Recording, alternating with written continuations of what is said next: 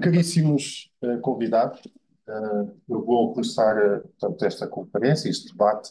No fundo, o objetivo deste dia, desta conferência, que nós tivemos esta iniciativa e conseguimos e ser recebidos. Eu começo a agradecer, em primeiro lugar, aqui pelo Grupo Técnico, que nos recebeu de uma forma tão especial. Portanto, preparou-nos estas condições, temos estas condições, criou todas as. Vou começar aqui pelo Rogério. Rogério, um, vou começar aqui por falar que o Rogério foi aqui um elo de ligação extraordinário que nos permitiu criar aquilo que vocês vão ver hoje. Agradeço em primeiro lugar aqui ao Sr. Presidente do Politécnico por também permitir que nós hoje estivéssemos aqui. Agradeço a estes ilustres convidados que vão, no fundo, falar um pouco sobre aquilo que é as suas experiências, as suas opiniões sobre o empreendedorismo, sobre a realidade que os jovens estudantes encontram quando terminam as suas faculdades e querem integrar no mercado de trabalho. Eu vou começar aqui por ler, eu tenho aqui alguns textos que vou passar a falar e vou depois, então, passar a palavra aos nossos convidados. Portanto, o meu nome é Pedro Martins, eu sou o mentor de um projeto chamado Business Point.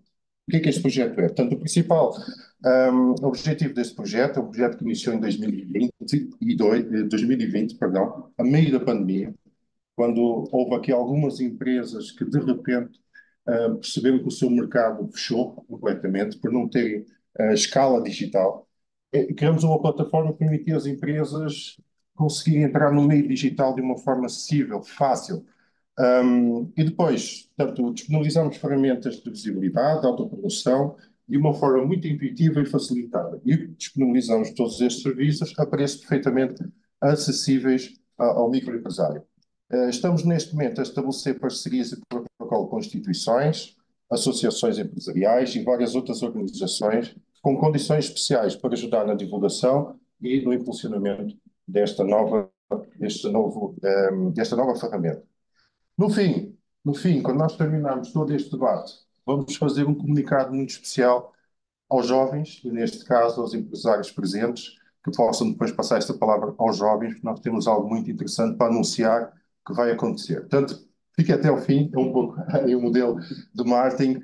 Não saia, permaneça até ao fim, que no fim vão ouvir alguma coisa muito especial. Está bem?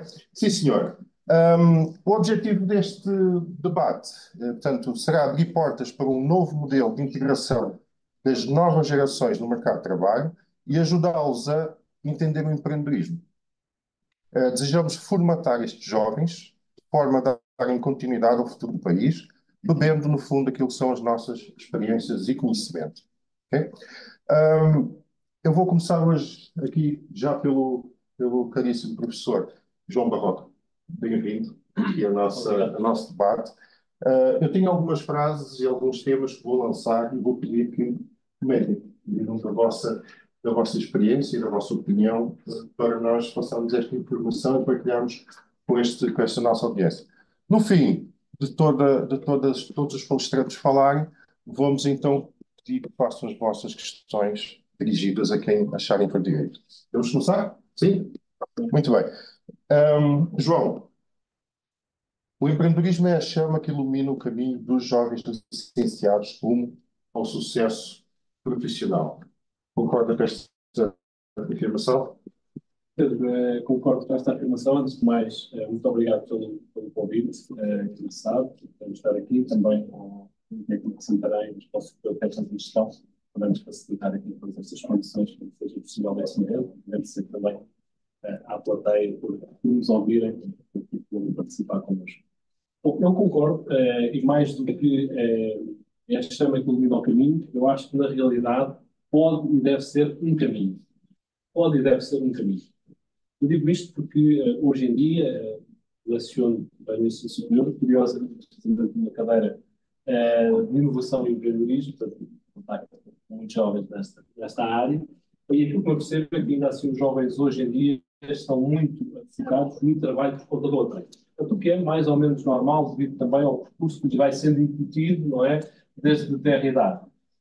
No entanto, parece-me que há aqui um caminho a fazer, e um caminho que tem sido feito ao longo do tempo, de começar a fomentar o empreendedorismo logo desde muito cedo, logo desde o ensino básico, depois mais tarde ao ensino secundário, depois até ao ensino primário. As associações empresariais, nomeadamente a NERSAN, que é representada, tem feito um trabalho meritório nessa parte, de fomentar a cultura empreendedora aqui no distrito, e acho isso bastante interessante.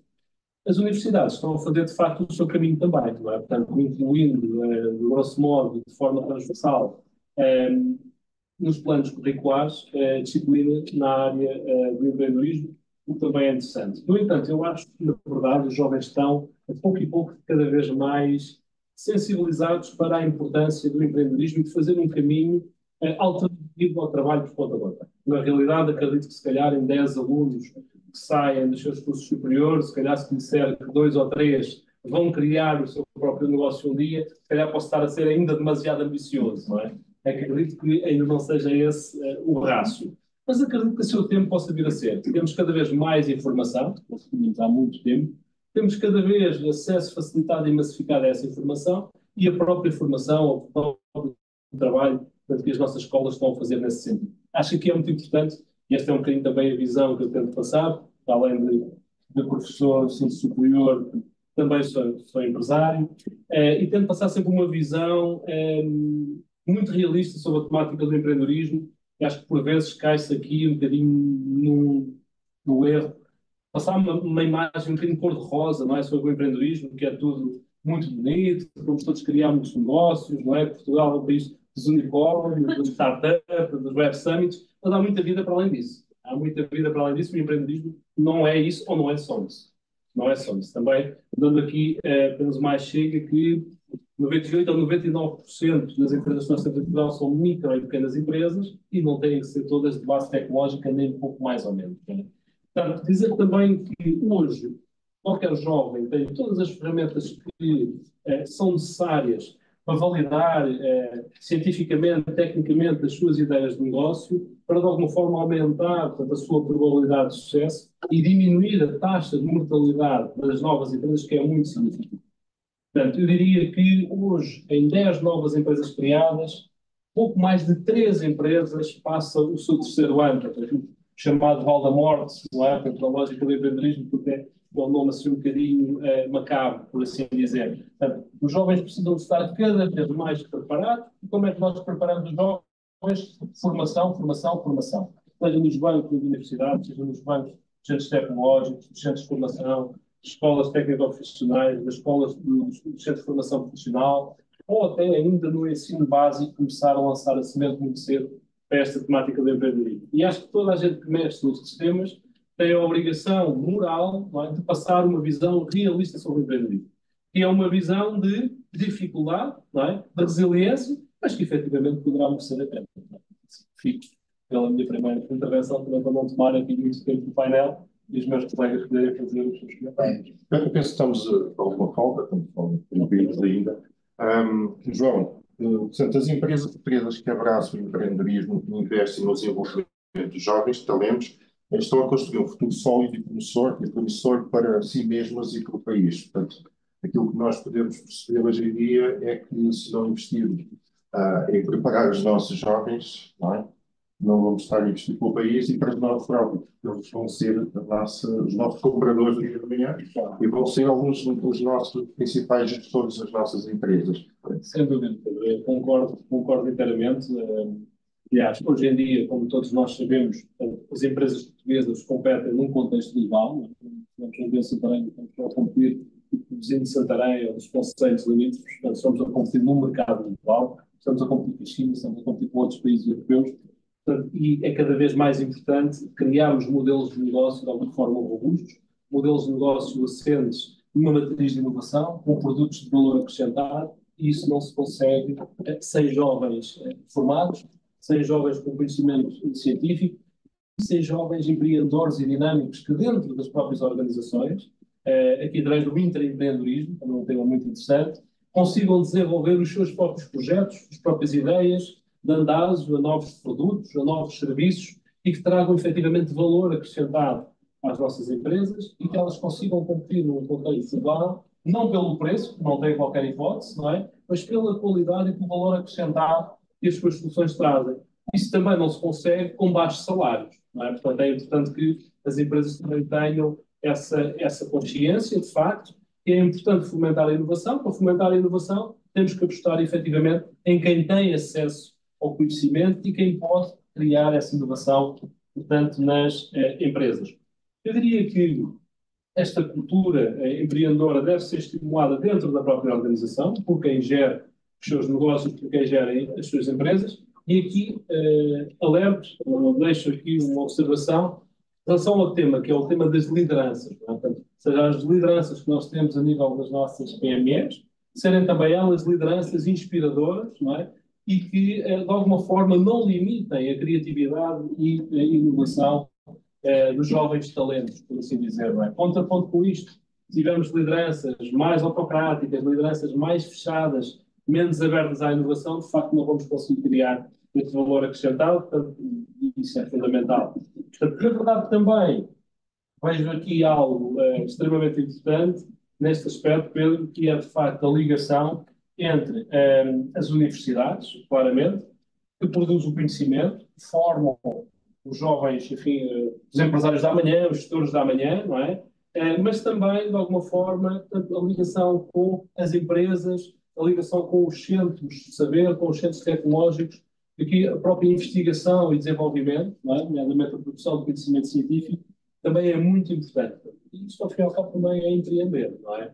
Portanto, sem dúvida alguma que esse conhecimento não deve ficar fechado dentro das universidades, mas deve ser, precisamente, transposto para as empresas para que consigam criar valor acrescentado, essencialmente. Portanto, sem dúvida alguma que, respondendo, concluindo, o empreendedorismo, não é? Os jovens empreendedores dentro das próprias organizações é fundamental, este tipo de empreendedorismo. Ou seja, não é necessário eu amanhã criar uma empresa, efetivamente, para ser um empreendedor. É porque acho que isto do empreendedor é um estado de espírito, não é? Quase mais do que criar isto ou aquilo, não é? Temos empreendedores sociais, mas na realidade aqui o facto de eu ser empreendedor dentro da minha própria organização é fundamental. Necessitamos aqui também do gatilho, não é? Porque há já aqui um gatilho. O gatilho também é que os empresários criem essas condições e muitas vezes até neste tempo estamos a falar de condições financeiras, estamos a falar também aqui de um mindset que de alguma forma acompanha isto. Excelente, excelente, João. Muito obrigado. Eu vou pegar nesse tema do empreendedorismo. Provavelmente muitos de nós, alguns conhecem, outros não. E vou desafiar aqui o Pedro Simões, economista. Portanto, tem aqui um negócio relacionado a compra e venda e fusão de empresas, certo, Pedro? Certo. Queres comentar sobre o empreendedorismo? Ok, obrigado, Pedro. E quero agradecer a todos a presença e realmente é um orgulho estar aqui hoje e poder falar um pouco sobre o empreendedorismo e agarrando ali um pouco na conversa do João Barroca que tocou nesse assunto. Eu, nos meus anos de experiência e com a parte de aquisições e fusões, tenho vindo a trabalhar no sentido de algumas empresas, umas grandes, outras mais pequenas. Nós temos deparado aqui com alguns setores, no caso da economia, que hoje em dia as empresas começam a pensar em juntar-se para realmente começarem a crescer e poderem ter aqui alguma conquista de mercado. O empreendedorismo cada vez mais tem vindo a surgir dentro das empresas. Os próprios funcionários, os próprios jovens que entram nas empresas começam a perguntar: e se eu fizesse este método assim, e se eu fizesse aquele método assado? Portanto, e cada vez mais nós começamos a apanhar dentro dessas empresas que se vão unir, ou algumas que vão fazer a aquisição na totalidade das outras, começamos a encontrar realmente os jovens a aconselhar os empresários a desenvolverem os seus negócios e a mudarem de setor. Nós temos o caso da 3M, os post-its é um caso claro do empreendedorismo. Aliás, hoje em dia a 3M tem de reserva cerca de 24 horas por mês só para os funcionários poderem dedicar à criação de projetos e apresentarem projetos novos. Depois, atrás dessas ideias que possam surgir, e realmente os empreendedores têm um caminho um bocado atribulado, mas muitas das vezes, com essas ideias que são apresentadas aos CEOs ou à administração dessas empresas, às vezes pode estar ao meu escape e uma solução financeira para a estabilidade da empresa a nível de futuro. Né? Tivemos aí ideias brilhantes, o caso da Netflix, né? Portanto, que acabou por ser um projeto de empreendedorismo e que acabou por eliminar os DVDs e os VHS e isso fora. E nós, cada vez mais, neste setor das aquisições e das fusões, temos apanhado realmente jovens a proporem aos próprios administradores para desenvolverem novos produtos e novos setores. Eu acho que isso é um setor que o empresário português também tem que estar um bocado atento para saber que empregado é que tem, que funcionário é que tem, se realmente esse funcionário pode ou não pode evoluir sendo ele empreendedor interno. Mas isso tem sido aqui uma alavancagem a nível de crescimento das empresas em si. O empreendedorismo em Portugal é uma palavra ainda pouco conhecida. Nos Estados Unidos é muito comum, em alguns países é muito comum eles praticarem esse setor. Mas se nós começarmos a analisar há uns anos atrás, foram os empreendedores que começaram por tirar os países das crises, né? Portanto, os próprios empreendedores vão desenvolvendo projetos novos e acabam por retirar até os países, no geral, das crises. E temos tido situações de empresas que às vezes fazem investimentos em determinados projetos porque o funcionário da universidade tinha uma determinada ideia, não tinha capital para pôr, mas foi trabalhar por conta de outro, e não é por isso que ele deixa de ser empreendedor. Portanto, e a nível da economia, Portugal terá que um dia começar a ver realmente e dar atenção a esses jovens e que trazem ideias brilhantes, não só na parte digital, mas temos algumas patentes aqui de invenções que foram feitas e das quais hoje são reconhecidas internacionalmente. Uma delas com a Tesla, vem de uma universidade. Portanto, cada vez mais nós começamos a ter aqui pessoas que possam não ter a capacidade de montar o seu próprio negócio, mas podem ter a capacidade de desenvolver uma empresa e levar a empresa a bom porto. Com isto, também conseguimos segurar os jovens talentos dentro da empresa, porque eles vão voar e vão criar o seu próprio negócio e nós não vamos usufruir dessa inovação. Às vezes temos quadros muito, muito, muito bons e às vezes deixamos-nos fugir por pequenos detalhes. Hoje em dia os empresários também têm que ter esse olhômetro, chamaremos assim, para perceberem. Pedro, de que forma consideras que nós podemos fazer isso nas nossas empresas? Que processo nós podemos fazer para segurar esses jovens e incentivá-los a criar soluções inovadoras dentro da nossa empresa? Olha, um dos métodos que eu aconselho a qualquer jovem é realmente não ter medo de falar. É não ter medo de expor a ideia. Todas as ideias são válidas, todas as ideias são trabalhadas. Portanto, já me apareceram ideias que na altura podia parecer que era uma barbaridade e olhando depois mais detalhadamente para aquilo, realmente a ideia fazia algum sentido, como outras ideias que já apareceram que não fazia sentido nenhum, mas na cabeça do empreendedor estava esse. Portanto, eu acho que o empresário também cada vez mais tem que estar atento ao jovem, mas o jovem não ter medo de falar, não ter medo de expor a ideia. Será muito difícil um empreendedor montar um projeto do princípio até ao fim sem ter outras ideias. Portanto, fazer brainstorming com outros colegas, portanto, dificilmente nós como empreendedores agarramos num projeto no início e terminamos o projeto. Eu já tive várias situações aqui com o João Barroca de projetos que vamos trocando ideias e vamos desenvolvendo o projeto, o Alexandre Ida, portanto, e o empresário também tem que ter essa atenção ao funcionário, que às vezes apanha-se funcionários muito bons, com ideias brilhantes, e pode estar o jovem com medo de falar com o administrador, e o administrador também ao mesmo tempo, não, isso se calhar não vale a pena. Então, o empresário português, eu acho que devia começar a ter aqui uma preocupação geral de todos os anos fazer um budget da empresa dele e realmente ter ali um valor do budget para que possa investir em projetos novos, em ideias novas, em desenvolver projetos que possam os jovens apresentar, que a gente diga assim, ok, realmente isto, se for acompanhado por algumas pessoas com experiência, fazendo viabilidades económicas e por aí fora, e trabalhando nesse sentido, depois nós podemos avaliar uma startup, depois pode-nos valer 20, 30 mil euros, não interessa agora, só um número, mas que se calhar essa startup bem trabalhada, com as pessoas certas, se calhar daqui por 2 anos pode valer 300, 400 ou 500 mil. Portanto, e é neste percurso que eu acho que os jovens não podem ter medo de falar. E isso, todas as ideias são válidas e os administradores sim. Se querem realmente ter um percurso de aumentar as vendas, aumentar o sucesso da empresa, é também dar ouvidos aos jovens.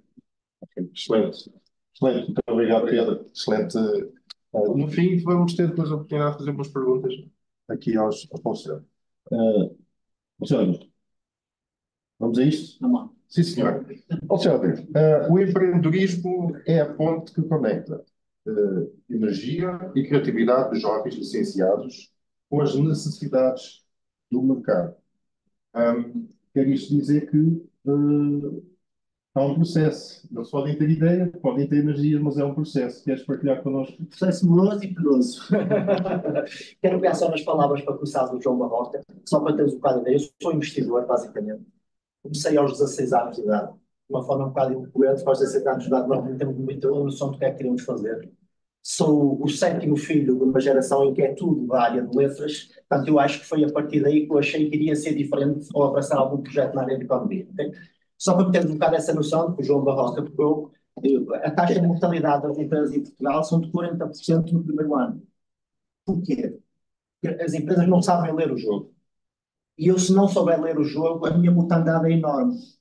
Só 4% das empresas é que chegam aos 20 anos de existência. Estou a falar num rácio mundial, não é rácio português, ok?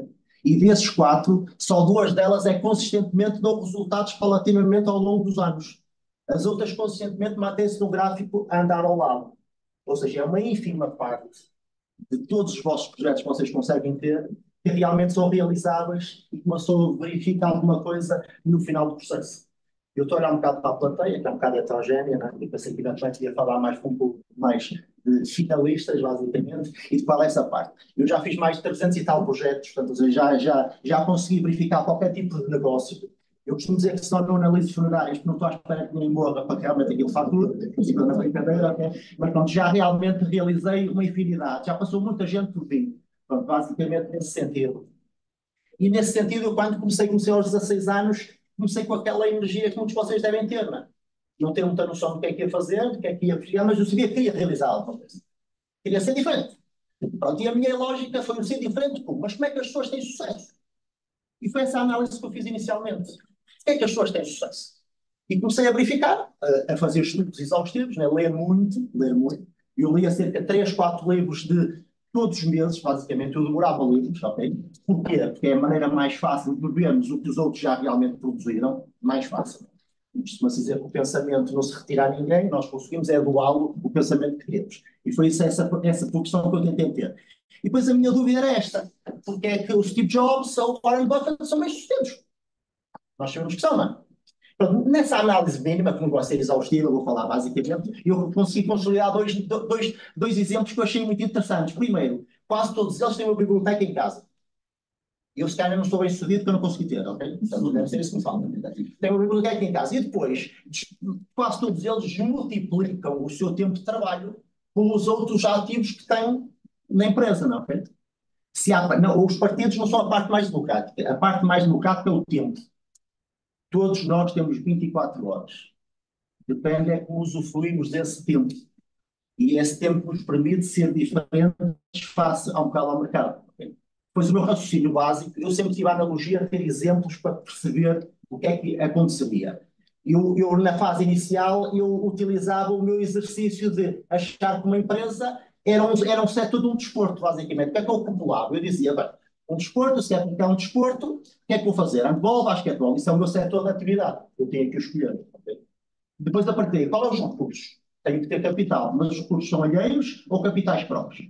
Okay? Hoje em dia já há Business Angels e já há muitas maneiras de o fazer, um deles sou eu também, eventualmente, mas muitas fontes de rendimento ou de poder alicerçar alguma coisa é bastante mais fácil. Depois o que eu que nunca havia é começar a estruturar e a ver quem é que eu tinha que recrutar. Isso, na minha ótica de exemplo, são os jogadores, defesa esquerda, defesa direita, defesa neural. E tenho que fazer o meu pipeline de jogadores. A partir daí, tenho que procurar um nicho de mercado, que é o nicho de mercado que eu entendo. É quando eu procuro um jogador que ninguém conseguiu olhar para ele ainda. Se calhar vou conseguir estruturar, vender daqui a uns anos para ser um valor, um ativo maior e chegar a uma Liga de Campeões. Isto foi o meu raciocínio. Para quê? Para eu perceber e entender o meio em que eu estava. Porque o meio do empreendedorismo é um meio inóspito, não é? Nós somos lançados para algo que não conhecemos. Saímos das universidades e normalmente, como é normalíssimo, as universidades dão-nos a estrutura de saber o que é um 4-4-2, 4-3-3. Mas eu depois não sei praticar o desporto, ok? É um bocado isto, a nível de exemplo. O que é que eu depois fiz? Fiz a coisa mais que não se deve fazer. Eu também estou cá para transmitir os erros, não é? Não é para transmitir os erros. Aos 21 anos abracei 3 projetos ao mesmo tempo, coisa que nunca se faz na vida. Por um motivo simples, porquê? Porque eu não conheço ninguém que pratique 3 desportos ao mesmo tempo e seja muito bom em nenhum deles. E eu fiz praticamente a mesma coisa na analogia desportiva. Eu criei 3 empresas ao mesmo tempo, eu queria abraçar o mundo, eu achava que era eu e mais alguém, não havia problema nenhum. Não pelo sistema de criar riqueza ou de ser rico, nunca foi assim que eu aceito. A minha ideia era produzir algo, focar em algo e produzir, fazer alguma coisa de diferente. Okay? senti muitas linhas cá fora, muita gente a trabalhar para mim no sentido positivo numa área social. Era isso que eu sempre procurei e procuro insistentemente, e já por isso mesmo é que às vezes aceito projetos desses para tentar que alguns de vocês que estão a sair tenham uma oportunidade que eu não tive aos 16 anos de idade. Aos 16 anos de idade eu já fazia análise técnica, trabalhava nos mercados financeiros, nos anos 90, que para alguns de vocês não, mas para outros sim, foi anos de mercados financeiros a nível nacional, que era uma azáfama total. Tudo se vendia, as empresas entraram no mercado. Vocês entrassem num táxi e ele não dizia, perguntava onde é que vocês vão, ele perguntava o que é que vocês iam comprar, ok? Era um bocado disso, certo? Portanto, e isso acontecia. Foi uma azáfama brutal, era bem sucedido, mas eu queria complicar, não é? Deram-me limões, mas eu queria não queria fazer uma limonada, queria fazer tutti frutti, basicamente, ok? E mais uma vez um erro que não se faz, não é? Saí do desfoque de alguma coisa que era muito bom e fui abraçar 3 projetos que não iria forçosamente ser muito bom, mas sei hoje, não sabia na altura. Portanto, é esta transmissão que se faz. 3 negócios muito básicos, um deles nada, todos a ver uns com os outros. Foi um franchising de uma empresa que existia, que era a Molly Maple Limpezas Domésticas, foi pioneira a nível nacional. Outra era uma confecção, que lá no mínimo, não sei se vocês sabem, nós temos muito tecido têxtil, basicamente. E outra era um franchise que existia, que era a Vídeo ao Minuto de aluguer de DVDs. Portanto, estão a ver que não há paralelismo nenhum entre os negócios. Serviços, comercial, nada. Tudo a dificultar cada vez mais a minha missão. E eu continuo a só ter 24 horas. E não sei delegar. Não sei o que é que isso é. Eu acho que se eu não fizer pelos outros, os outros não vão fazer bem. E é o que muita gente faz. Mas eu tenho que desmultiplicar. Se me disseram que não é assim correto, eu tenho que desmultiplicar as minhas horas. O Warren Buffett é assim de facto. Eu tenho que tentar a semelhança fazer alguma coisa semelhante. Okay? E foi nessa tendência que, me é evidente, o que é que acham que aconteceram? Né? Okay. A confecção, comecei-me a perceber que, passado 3 anos, que os chineses conseguiam colocar cá uma camisa mais barata que o meu tecido. O que é que me aconteceu? Fechar. Consegui-me a perceber que o vídeo on demand estava a começar a integrar e os DVDs não iriam sair por máquinas. As pessoas iam ter a permissão de ir à televisão. Fui acoplado com o setor tecnológico. Mais uma empresa fechou. A única que me salvou, eventualmente, se é este termo mais anacrónico, é a empresa de limpezas. Porquê? Porque eu continuo a acreditar que o pó vai cair do céu, não é? Então, isso é parte que eu tenho hoje em dia. Eu faço gestão integrada de 5 empresas ao mesmo tempo, basicamente, mas continuo a ter as minhas 24 horas e cada vez as minhas 24 horas são muito mais bem utilizadas porque nós conseguimos catapultar o que temos de fazer aos outros. Não é? É um bocado isto. Não quero ser muito exaustivo, depois se alguém tiver alguma pergunta, é um bocado mais ou menos isto.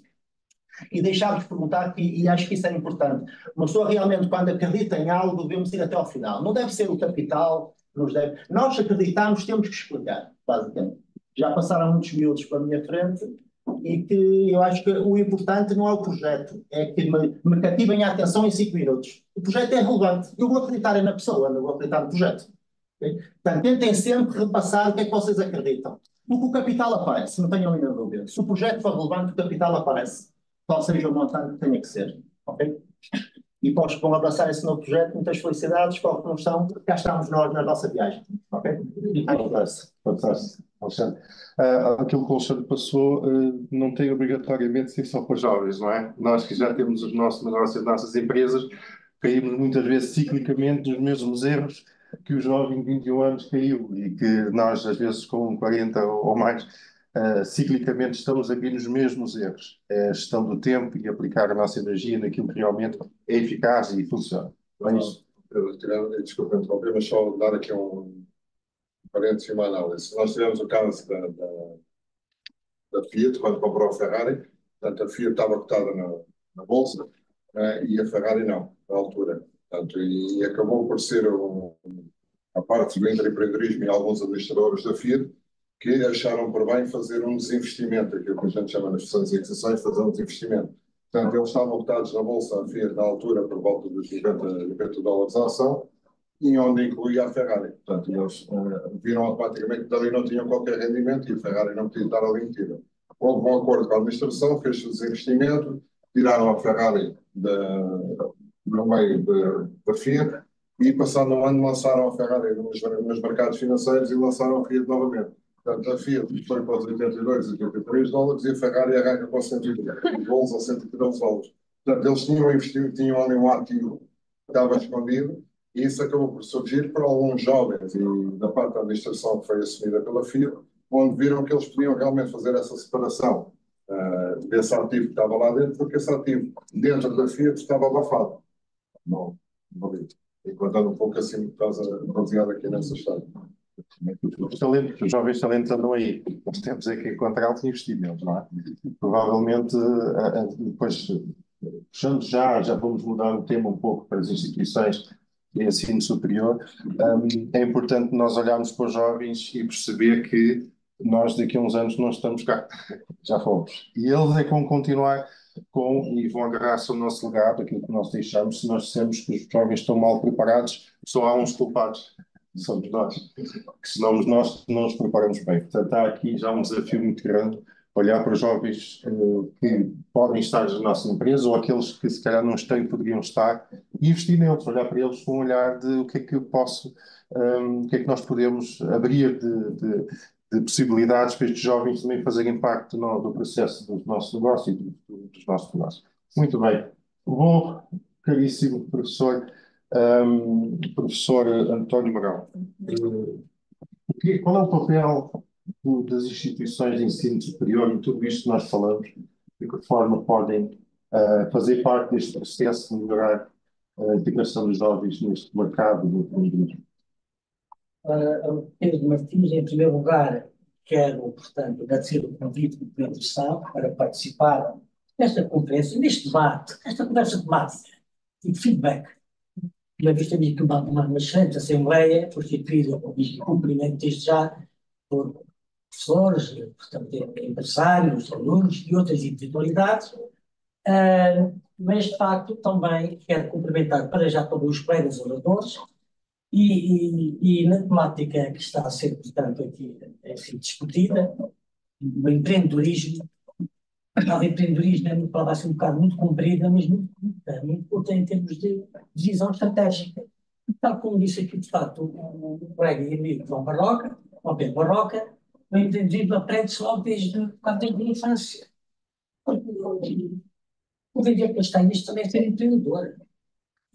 Entender qualquer coisa, estar na rua a vender qualquer coisa que seja desejável e que se destina a um segmento de mercado, tem a sustentabilidade também ser empreendedor. Bom, portanto, o empreendedorismo cultiva-se, de facto. Agora, qual deverá ser o papel das instituições de ensino superior? E temos várias, temos as universidades e temos, portanto, os politécnicos. Atualmente, irão passar, e já passaram algumas, universidades politécnicas. Eu acho que é um papel importantíssimo, especial. Eu diria que é um fator crítico de sucesso para que tenhamos um empreendedorismo mais profissional, mais sustentável, mais portanto, aberto à realidade e à emergência dos novos mercados. Portanto, eu acho que sem instituições de ensino superior, sejam elas politécnicas ou universitárias, e também outras associações empresariais, a NESA, as escolas profissionais, não podemos esquecer que hoje em dia mais de 45%, 46% dos estudantes que ingressam no ensino superior são oriundos de cursos profissionais. Este paradigma, de facto, já mudou. Agora, é preciso agarrá-lo e dar sustentabilidade. Ora, e o papel e a responsabilidade enorme das nossas instituições politécnicas, sobretudo das instituições politécnicas, cuja missão é, de facto, ensinar e transmitir competências ao nível do saber fazer, do saber aplicar. A teoria é fundamental, mas depois temos que saber aplicar essa teoria e aplicá-la no terreno, juntamente nas empresas. E é possível que nós temos, de facto, hoje, nas nossas unidades curriculares, nos diversos cursos das diversas ofertas formativas, temos, portanto, estágios curriculares, estágios profissionais obrigatórios.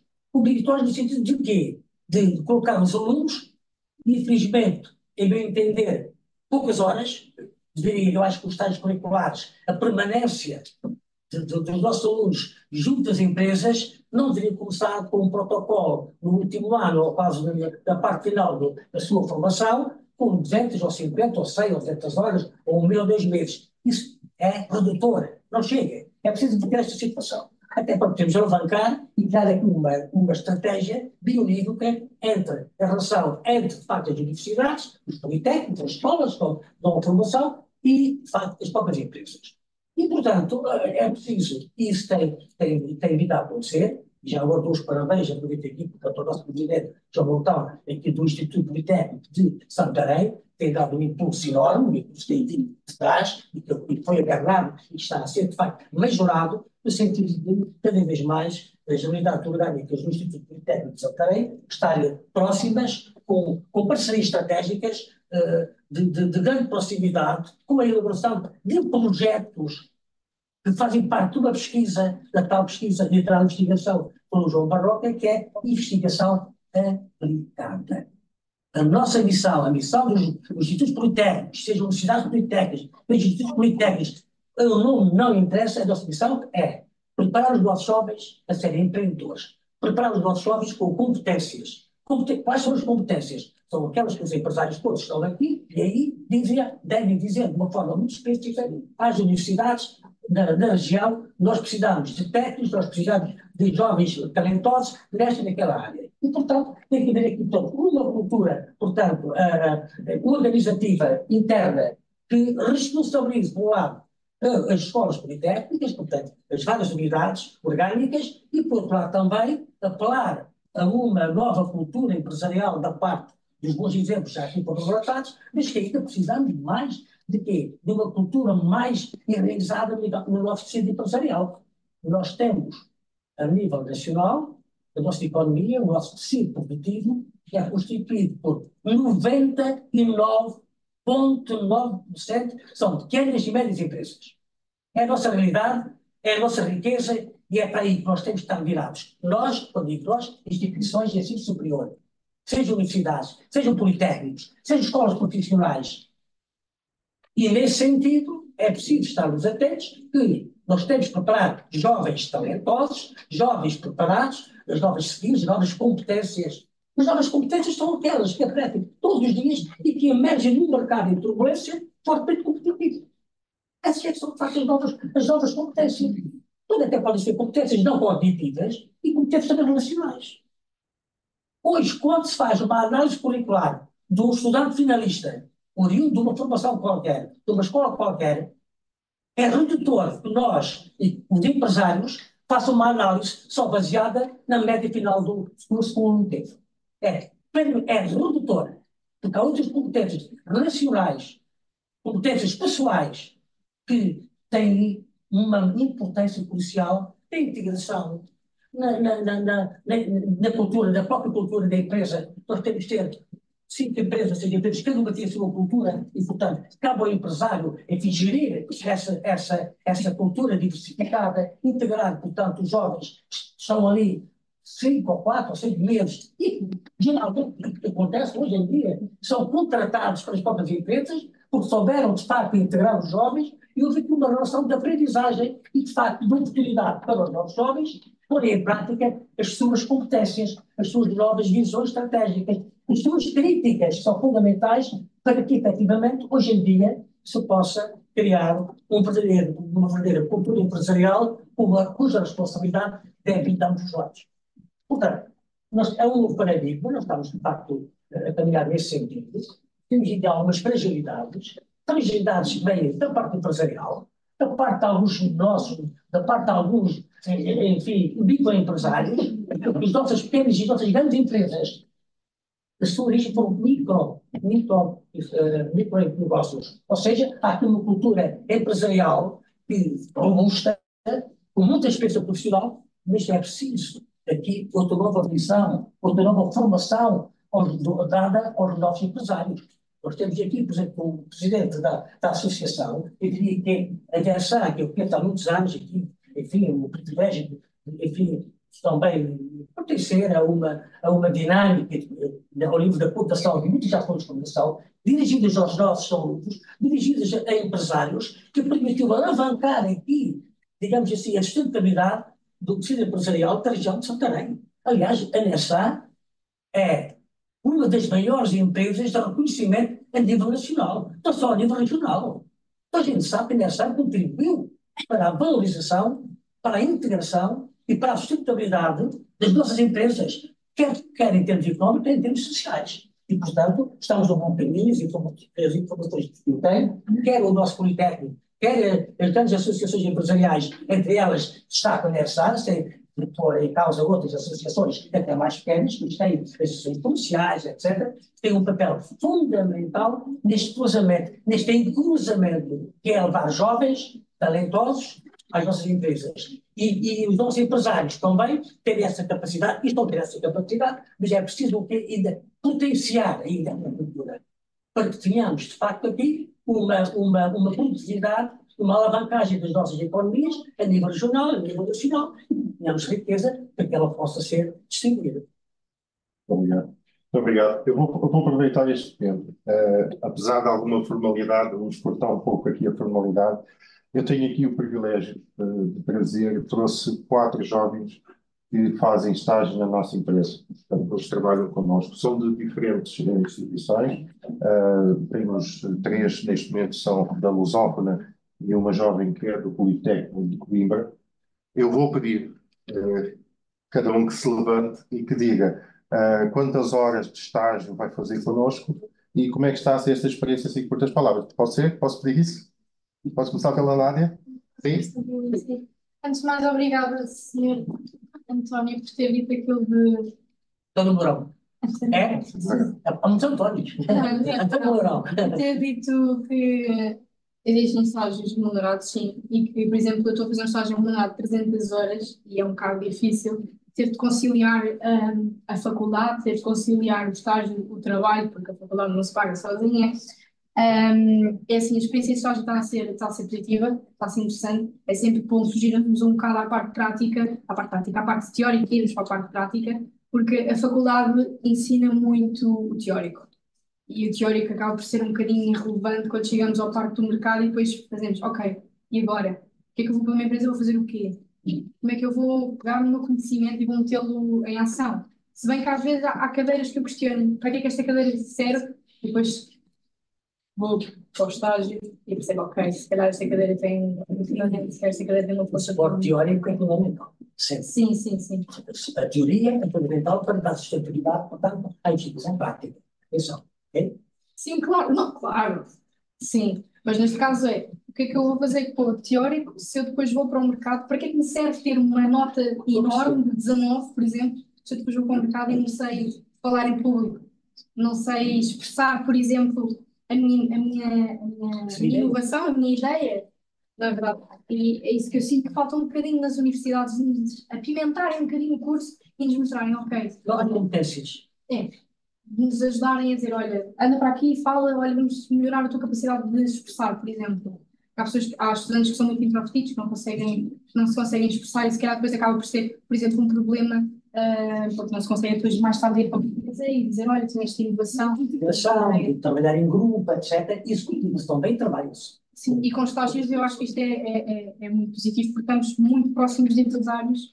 Neste caso, no nosso caso, estamos próximos do Pedro e de outros empresários, porque depois o Pedro acaba por nos, por exemplo, trazer a eventos como estes, ou apresentarmos, por exemplo, a pessoas do BNI, e é interessante. É interessante. Posso-me falar? Obrigado. Obrigado, Nádia. Obrigado. Bem, a Nádia acabou por dizer tudo, se calhar, aquilo que nós pensamos, né?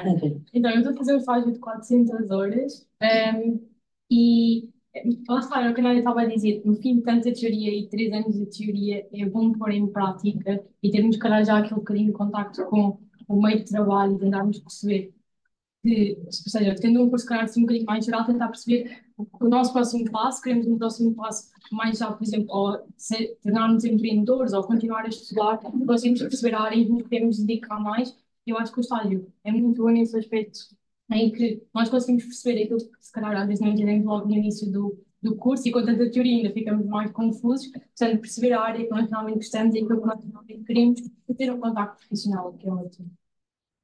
Obrigado. Boa tarde a todos. Portanto, eu acho que o estágio é uma das melhores hipóteses para nós conseguirmos perceber o que realmente queremos. Porque nós, apesar de entrarmos na faculdade num curso que aparentemente é o que nós gostamos, neste caso o nosso curso é o marketing, pronto, o estágio conseguimos realmente perceber através das experiências e através de estarmos ligados com decisões que a empresa tem que tomar a nível administrativo e a nível financeiro. E também não só a empresa em si, mas também os clientes que a empresa tem. Portanto, eu acho que o estágio é uma ferramenta bastante interessante e considero, exatamente como um dos oradores falou, que o estágio devia de ser abordado ainda mais cedo, não só no terceiro ano, mas sim, por exemplo, no segundo ano, até mesmo mais cedo, para pronto, os alunos terem mais experiência com a realidade. Obrigado.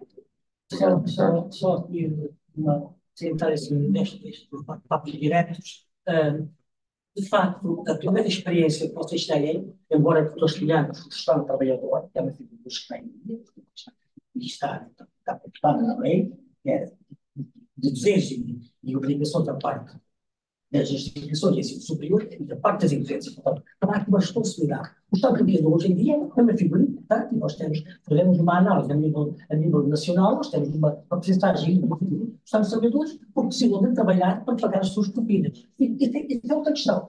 Agora, é evidente que quando nós falamos num estágio profissional, pois é uma nova experiência, é uma ansiedade. E por isso mesmo é que, de facto, as empresas produtoras têm já uma cultura suficientemente atrativa para que vocês se possam acolher e integrar bem. Agora, é normal que depois vocês, nos vossos relatórios final, façam até uma crítica e um relatório que pode ser apresentado à própria empresa. Uma crítica construtiva.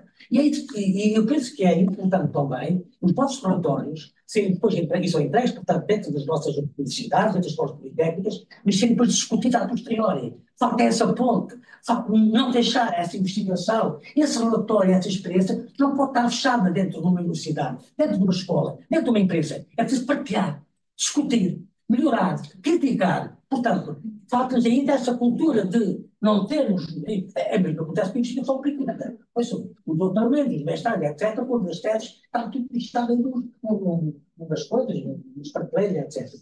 Hoje temos um assento aberto. Aberto para quê? Para que, efetivamente, possa ser criticado, possa ser criticado pelos próprios pares e também temos também hoje uma oportunidade única aqui. Até se faz investigação com os nossos alunos, estão a tirar as suas licenciaturas. Esta investigação aplicada não é só para beneficiar os alunos, também beneficia as próprias escolas, as próprias unidades orgânicas. Agora, este cruzamento, esta cultura, que, enfim, deve ser ainda aprofundada mais por nós todos e pelas empresas, é disso que sai, de facto, os bons resultados e é disso que a nossa economia precisa. Excelente. Obrigado. Terminar a ligação. Boa tarde a todos. Eu acho que do meu lado, eu vejo não só, e também pegando um bocadinho o que os meus colegas disseram, a responsabilidade não cabe só aos politécnicos e às faculdades para prepararem os jovens para o futuro. Acho que tem que vir muito, muito atrás e falo um bocadinho do sistema de educação que a gente tem neste momento no nosso país, completamente atualizado, pelo menos do meu ponto de vista, do vale para vale. E, portanto, pegando um bocadinho mais no estágio e neste tema, acho que, para além de toda a parte teórica, que é bastante importante, acho que a prática realmente é o que faz um estudante crescer e, pelo menos eu, da minha parte, eu muito mais a fazer e a compreender as coisas e a fazer alguma pesquisa do que tudo o que aprendi na faculdade em termos teóricos e sem qualquer tipo de trabalho em específico. Quero agradecer ao Pedro por, pelo menos acho que falo para os meus colegas, podermos estar aqui envolvidos neste tipo de projetos, neste tipo de eventos, acho que é bastante gratificante. Acho que é isso que eu tenho a dizer. Obrigado. Obrigado. Não só o Paulo desse. Terminando aqui os nossos quatro palestrantes convidados em primeira fase, eu vou voltar-me aqui para o nosso presidente aqui do ITEC, o caríssimo, portanto aqui o caríssimo estava assim, João Montão, peço desculpa. Sou professor. Houve aqui Olha, João. Houve aqui algumas quase provocações e trouxe aqui alguns temas que mexem um pouco, provocam as empresas, no bom sentido, e provocam também as instituições de ensino superior para criar aqui caminhos diferentes. Quer pronunciar-se Sim, senhora. Pois é. Houve algumas provocações e bem. Normalmente sou eu que costumo provocar a organização. E é sempre bom ser acompanhado também nessa provocação. Porque a provocação também é importante para nos fazer sentir as nossas zonas de conforto. E às vezes a gente ouve, as instituições estão fechadas sobre si próprias, não, os empresários é que não olham para a inovação, não, os alunos é que não se interessam. E é a tal questão do mindset. A gente tem que sair desse foco de nos culpabilizar uns aos outros, pensarmos em soluções, e eu achei muito já por estar aqui exatamente com essa perspectiva. O TEC Santarém, como qualquer outra instituição da administração pública, que tem um dever e uma responsabilidade de serviço. Tem que cumprir a sua missão. Ponto. E falo na dualidade, enquanto agora responsável, docente, mas também como cidadão. Temos que exigir isso e temos que exigir qualidade de ensino no ensino superior, como exigimos no Brasil. Qualidade de cuidar de saúde, quando vamos ao hospital, quando vamos ao serviço público. Pois, tem essa responsabilidade. Nós temos que saber ouvir as críticas e aprender com elas e melhorar. E reconhecemos, agora falando aqui no caso do nosso técnico, que nem sempre nos conseguimos estar à altura dessa responsabilidade e estamos neste momento também a tentar mudar esse caminho, e esse caminho muda-se exatamente com a mudança da cultura e deste mindset. Por isso concordo com muito do que é preciso também dar aqui um contexto histórico do curso de Formação Superior de Portugal, o ensino superior politécnico. Tenho 44 anos, criado em 2079, mas no dia 25 de dezembro, portanto, aquele ano quase que não conta, portanto, estamos aqui com 44 anos e demorou 5, 6 anos a arrancar. No início do milénio é que o ensino superior do TEC passou para os bacharelados, para as licenciaturas dietáticas e depois veio mestrados. Fez um percurso nestas duas últimas décadas relevante de capacitação do corpo docente científica, desenvolvimento dos seus centros de investigação, e tem hoje uma maturidade já relevante e, portanto, discussões, a questão da transformação em universidades politécnicas, com base nesse campo. Mas há aqui um processo de transformação que é muito relevante. Apesar disso, o que as pessoas querem e que é importante é que as instituições respondam às suas necessidades. E é isso que se pretende. Eu sei muito claramente o que é que a instituição de ensino superior tem que fazer para responder às necessidades atuais. Temos que ter formação soft skills, mas em particular do ponto de vista de competências de empreendedorismo, transversalmente a todas as nossas formações. Isso tem que ser. Nós temos que ter estágios em todos os anos curriculares de todas as formações. Isso acontece em algumas, na enfermagem, no ensino clínico, isso é obrigatório, mas nas restantes não. Isso deveria de haver essa. É só ouvir o que os estudantes nos dizem para percebermos o que é que temos que fazer. Temos que trabalhar com as entidades empregadoras no desenho dos cursos. Estamos a formar para competências e necessidades dessas entidades, que são quem vai empregar os nossos estudantes e diplomados. Portanto, temos que corresponder a essa necessidade. Isso é importante. Envolver também muito desse capital na própria formação que desenvolvemos, promover os percursos de uma forma muito flexível. Os estudantes têm que ter a possibilidade de desenvolver a sua criatividade. Portanto, as disciplinas de opção, se eu quiser, estou a fazer um curso de gestão, mas porquê é que eu não posso ir fazer uma opção sobre produtos hortícolas? Se eu até quero trabalhar numa área de gestão no setor agroalimentar, porquê que eu não é de fazer uma opção em atividade física e saúde, se eu até quero trabalhar na área da enfermagem. Tudo isso, todos esses percursos devem ser promovidos e, acima de tudo, a forma de ensinar. Não é possível promover competências empreendedoras se nós trabalhamos no modelo de ensino passivo. Está ali ouvir, não tem intervenção nem um papel ativo no processo de ensino. E por isso iniciativa que estamos também a desenvolver de ensinar os nossos estudantes fora do contexto de sala de aula, onde as empresas, e daí a visão que queremos ter a nossa rede corporate, é para que os nossos estudantes possam aprender dentro das empresas, com apoio dos responsáveis dessas empresas e dos nossos docentes e deles, dos próprios estudantes, a procurar soluções para aprenderem ao mesmo tempo. E dessa forma nós promovemos este tipo de competências. Ao fim e ao cabo, formar competências e não transmitir conhecimento. Agora pergunto, e isso é fácil de fazer? Há algum botão que nós possamos carregar e que passamos a funcionar assim? Eu já procurei esse botão em muitos lados aqui no Instituto, ainda não o consegui encontrar. Mas quando o encontrar, vou carregar nesse botão.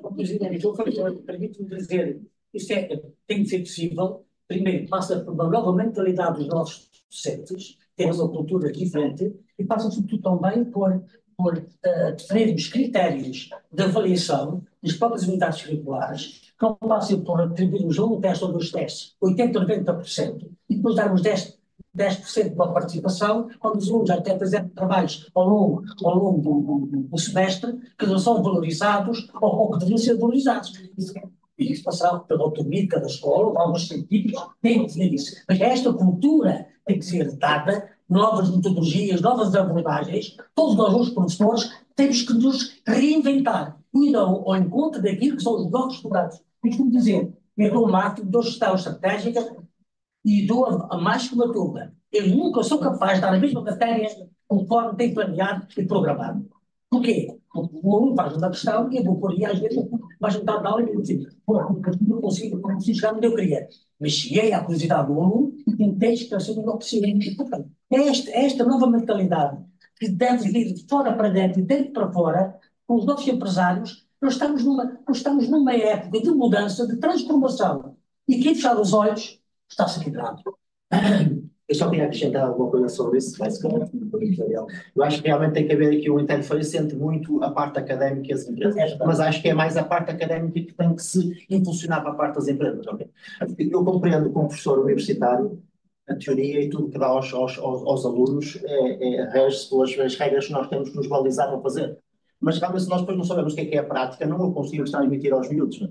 Aos finalistas, portanto, é um bocado complicado. E eu continuo a dizer que qualquer finalista que saia, nós vivemos num país que, eventualmente, um padeiro tem que saber fazer pão, um eletricista tem que saber fazer... Mas vocês saem, empresários, abrem uma sociedade como eu, basicamente, e não precisam saber fazer nada. Passam a ser empresários de um dia para o outro. Isto é uma corrupção do sistema económico, basicamente. Se isto não for avalizado aqui, vocês não vão aprender, vocês vão ter que ter todos os tempos para aprender. Não há outra maneira, ok? Portanto, eu acho que aqui esta aproximação tem que ser muito maior, basicamente. Acho que tem que estar a acontecer, de facto. Eu estou aqui apenas a aplicar um bocadinho, a tentar aplicar. Não, é a realidade, mas nós temos um salto qualitativo na visão estratégica que tem os politécnicos. Muitas universidades que agora também estão atrás das missões dos politécnicos. Porque o mercado é igual. Embora exijam o quê? Mas não está a saber fazer. Que nós também temos a obrigação, nós professores, com novas metodologias, e estamos a investir. E há um salto qualitativo, atenção. Tanto é prova que as coisas estão a mudar, que nós estamos hoje não estamos aqui, atenção. Só queria depois partilhar um segredo convosco. É que uma gestão de assessor não é uma empresa. Isso é muito mais fácil. Por isso é que eu disse, eu sei tudo o que é preciso ser feito. Mas isso tudo depende de ti? Não. Mas mais um presente sou. Então porquê que não decides e não terminas? Porque há autonomia científica e pedagógica dentro da instituição. Vamos dar aqui um exemplo. Há um curso. Falei aqui, aproximação empresa, certo. Vamos fazer um mestrado profissional. Mestrado para quadros, que já estão nas empresas, querem dar um salto, fazer um plano curricular, juntamente com aquela empresa, para aquela área. Essa formação tem que ser aprovada no órgão, que é o Conselho Científico da instituição. Onde estão lá quem? Os docentes. O docente, muitas vezes, tem essa resistência. Alguns docentes têm essa resistência. E vem muitas vezes as formações numa perspectiva de quem é que é o professor e quem é que lá vai dar aula e quem é que é a pessoa que está fora da academia que vem lá dar aquela aula. Mesmo em termos de, digamos, de regulação do sistema de ensino superior, isso é uma crítica que fazemos. Todos os cursos que dão graduação têm que ser aprovados pela Agência Nacional do Ensino Superior, a A3E. E pelas rácios, acima de tudo, académicos para a qualificação do corpo docente. Tem que ser doutorado aqui, tem que ser doutorado aqui. Portanto, um especialista, um indivíduo que deixa claro enormíssimo, de grande valor profissional, conta pouco hoje na forma como a agência vê, digamos, a qualificação do corpo docente. Há aqui, realmente, constrangimentos do ponto de vista de gestão de ensino superior pública, que impedem. Agora, mas como é que isso se resolve? Como aqui estamos a fazer, é importantíssimo para uma instituição como o Politécnico de Santarém ter momentos de interação com os empresários, com os stakeholders, com todos os nossos estudantes.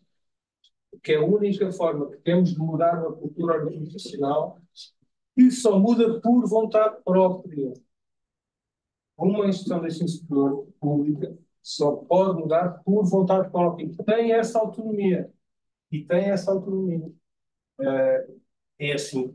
Portanto, existe um digo. Por isso,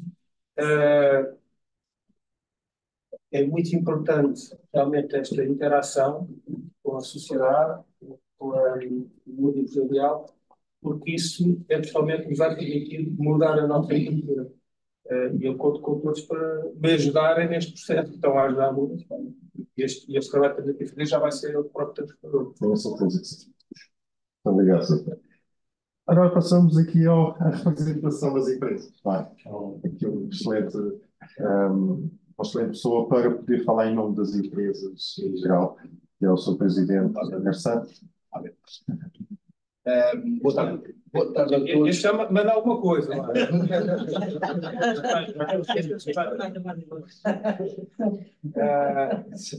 Nunca somos grandes demais para aprender, nem pequenos demais para ensinar. E, portanto, nessa base, eu aprendi já hoje aqui convosco e saúdo a ilustre plateia e os meus colegas de painel, muito em particular o Sr. Presidente aqui desta instituição. E diria, está de parabéns, está a instituição de parabéns, a Academia está de parabéns, porque estes momentos são absolutamente necessários numa perspectiva de alteração de paradigma. Eu acompanho nos anos 60, há aqui mais alguém na mesa que também vem daí, dessa imigração. Tenho uma visão que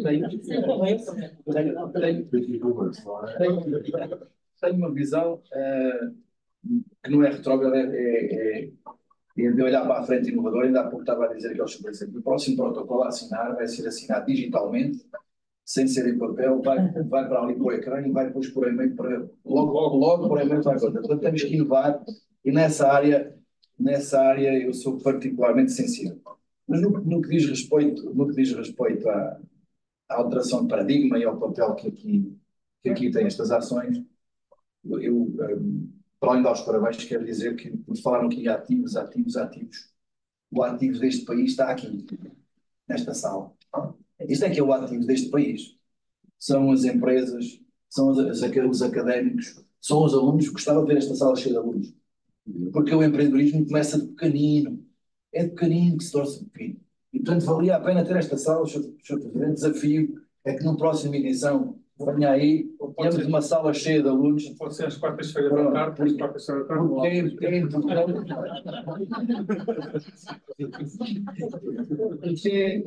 É importante, eu dizia,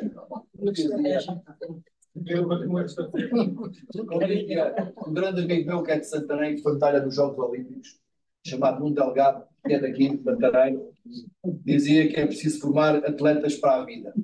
Eu diria que é preciso formar empresários para a vida, porque nós só conseguimos fazer a riqueza neste país com empresas e com empresários.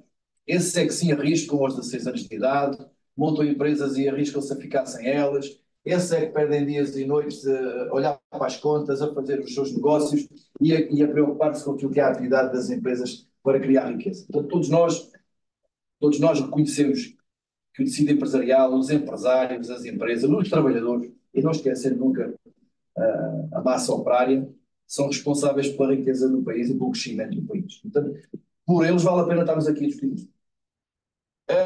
As universidades têm um papel fundamental. Têm um papel fundamental naquilo que é o desenvolvimento tecnológico, naquilo que é o tecnológico, industrial e económico de qualquer país. Sem o conhecimento, eu digo que a maior riqueza de todos é o conhecimento. E sem ele nós não somos de facto nada, nem fazemos crescer o que é que seja. Portanto, o conhecimento é de facto a maior riqueza que nós temos, e aqui faço uma homenagem a todos aqueles que saem das faculdades com grandes preparações e que lá fora têm grandes sucessos. Temos grandes cabeças lá fora que saem daqui, não encontram um mercado de trabalho, e é uma coisa que me choca, é encontrar alunos das faculdades muitas vezes a fazer serviços que outros podiam fazer, mas com qualificações para fazer outros que não podiam fazer. Sim. E aqui na região, ainda mais me toca, porque sou daqui, de Santarém, ainda mais me toca quando estas faculdades formam gente boa, bons técnicos e bem preparados, e depois não temos da parte das empresas a capacidade de dar resposta para a absorção dessa gente no mercado de trabalho. Portanto, as universidades não têm apenas de fornecer mão de obra qualificada, têm também fazer investigação, gerar novos conhecimentos. Portanto, vivemos nesta realidade e elas próprias têm. E aqui é preciso fazer esta referência.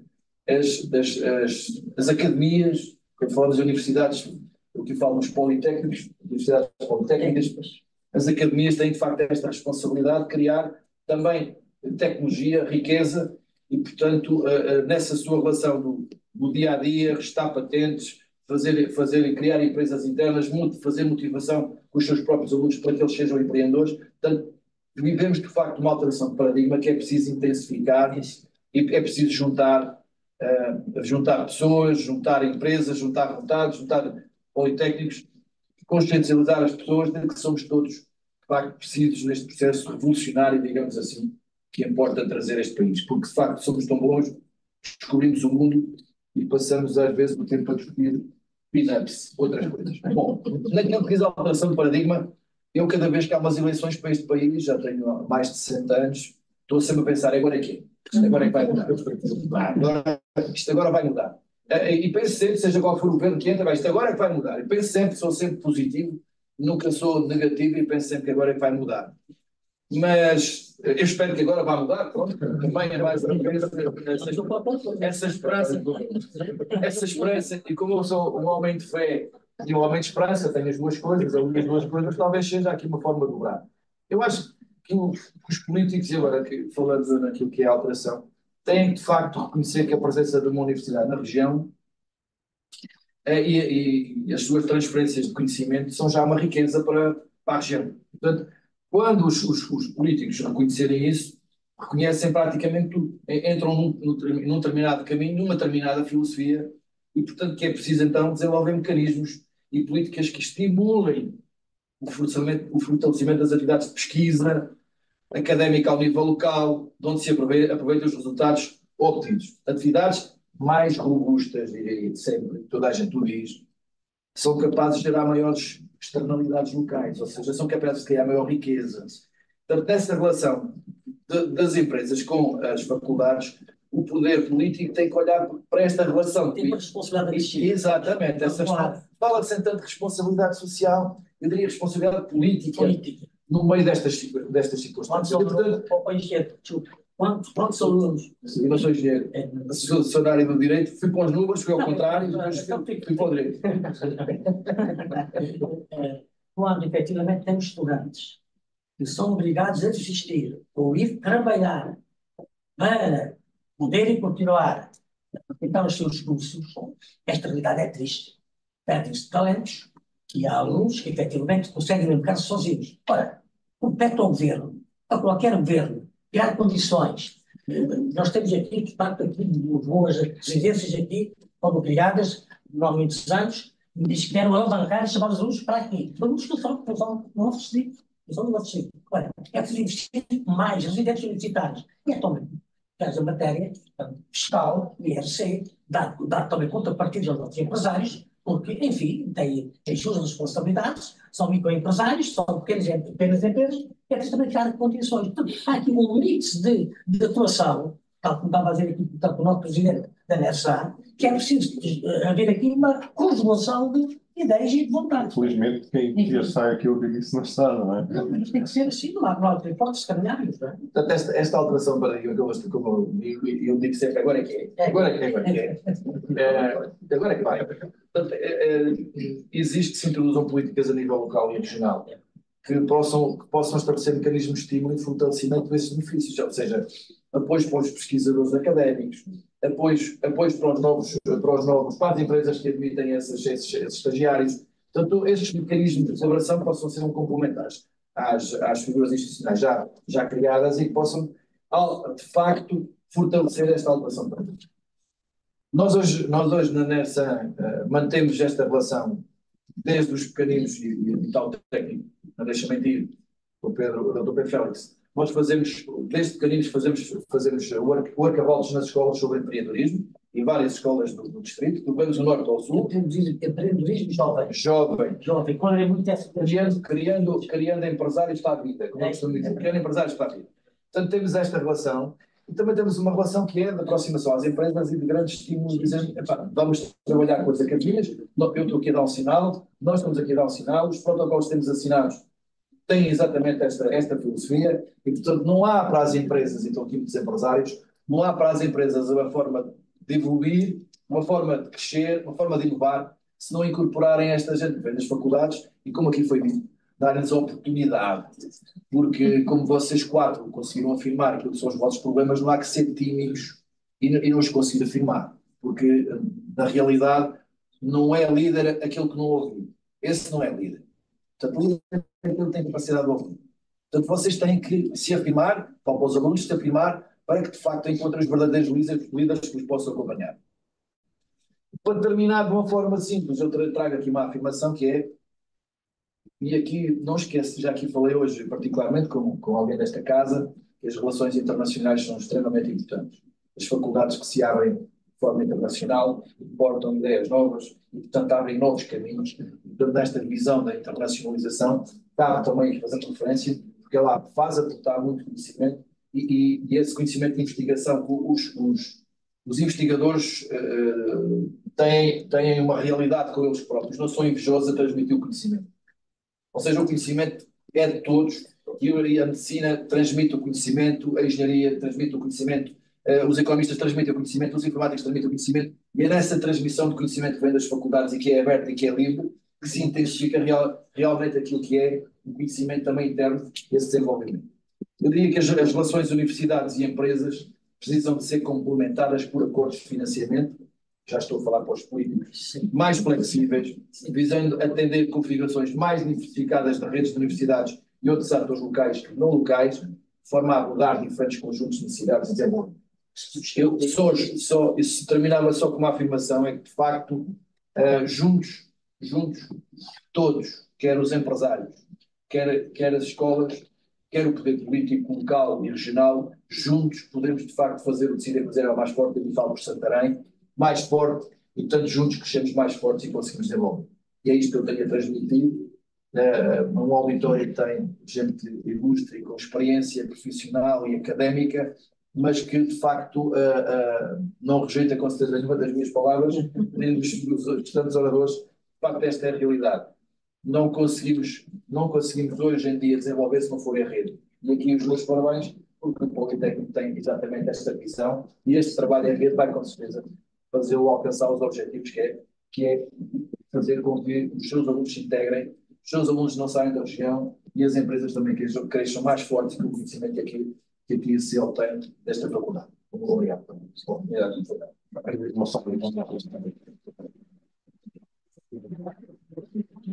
Dirijo-me agora aqui aos excelentíssimos convidados que estão aqui a ouvir. Teremos aqui alguns momentos para fazerem alguma questão direcionada a um dos palestrantes. Portanto, temos aqui alguns momentos para este efeito. Quem se sentir nessa coragem, esteja à vontade. Questões ou provocações. Ou provocações. De preferência, provocações. Ou também dizerem que desta que é, também podem afirmar algum. Muito boa tarde a todos. Quero agradecer ao Pedro pelo convite. Agradecer a vocês todos. Espetacular. Mais uma questão de provocação, não tanto direcionada. Eu sinto como empresário próprio, sinto, tenho outro negócio no outro país e tenho um negócio neste Portugal, e a dificuldade que eu noto é que o próprio sistema nacional não nos permite uma grande ajuda na contratação de novos talentos, derivado a todo o processo, portanto, de impostos, etc., que se impõe nas nossas empresas. Se estivermos a falar em termos de empresas muito pequenas que precisem de 1, 2 trabalhadores e que o rendimento anual não seja o suficiente para conseguir ter essas 2 pessoas, então aí sim entramos naquela parte que foi há pouco falada pelo João Barroca, da morte das empresas nos primeiros anos, derivada a isso, e sim ter que recorrer muitas vezes a empréstimos bancários, etc., para poder alavancar os nossos próprios negócios ou então investidores, portanto, externos. Portanto, isto é a minha opinião em termos do empreendedor português, do pequenino, em questão e em comparação a outros mercados. Nós exportamos sim importamos ideias, mas depois acabamos por exportar trabalhadores, muitas vezes, e jovens, derivado a muitas dessas situações. Obrigado. Qual é a solução? Qual é a solução que achas que...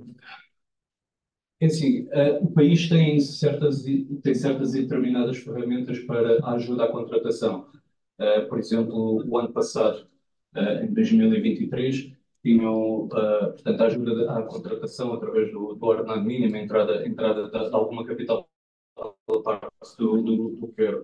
Entretanto, também foi aprovado agora em fevereiro ou finais de janeiro um novo apoio à contratação, mas, por exemplo, para uma pequena empresa já se torna completamente impossível fazer uma contratação, derivado a que acaba por ficar no total à empresa, por exemplo, por um funcionário, cerca de 1.500 a 1.700 euros com todos os cálculos.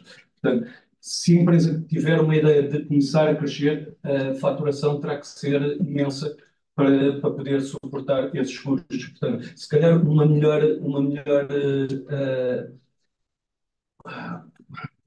compreensão por parte, neste caso, dos nossos dirigentes, a que tal fosse possível. Por exemplo, em Inglaterra não se paga impostos a partir de certo e determinado valor recebido, 700 e qualquer coisa. Aqui pagas impostos a partir dos 10 euros. Portanto, isto seria... Esta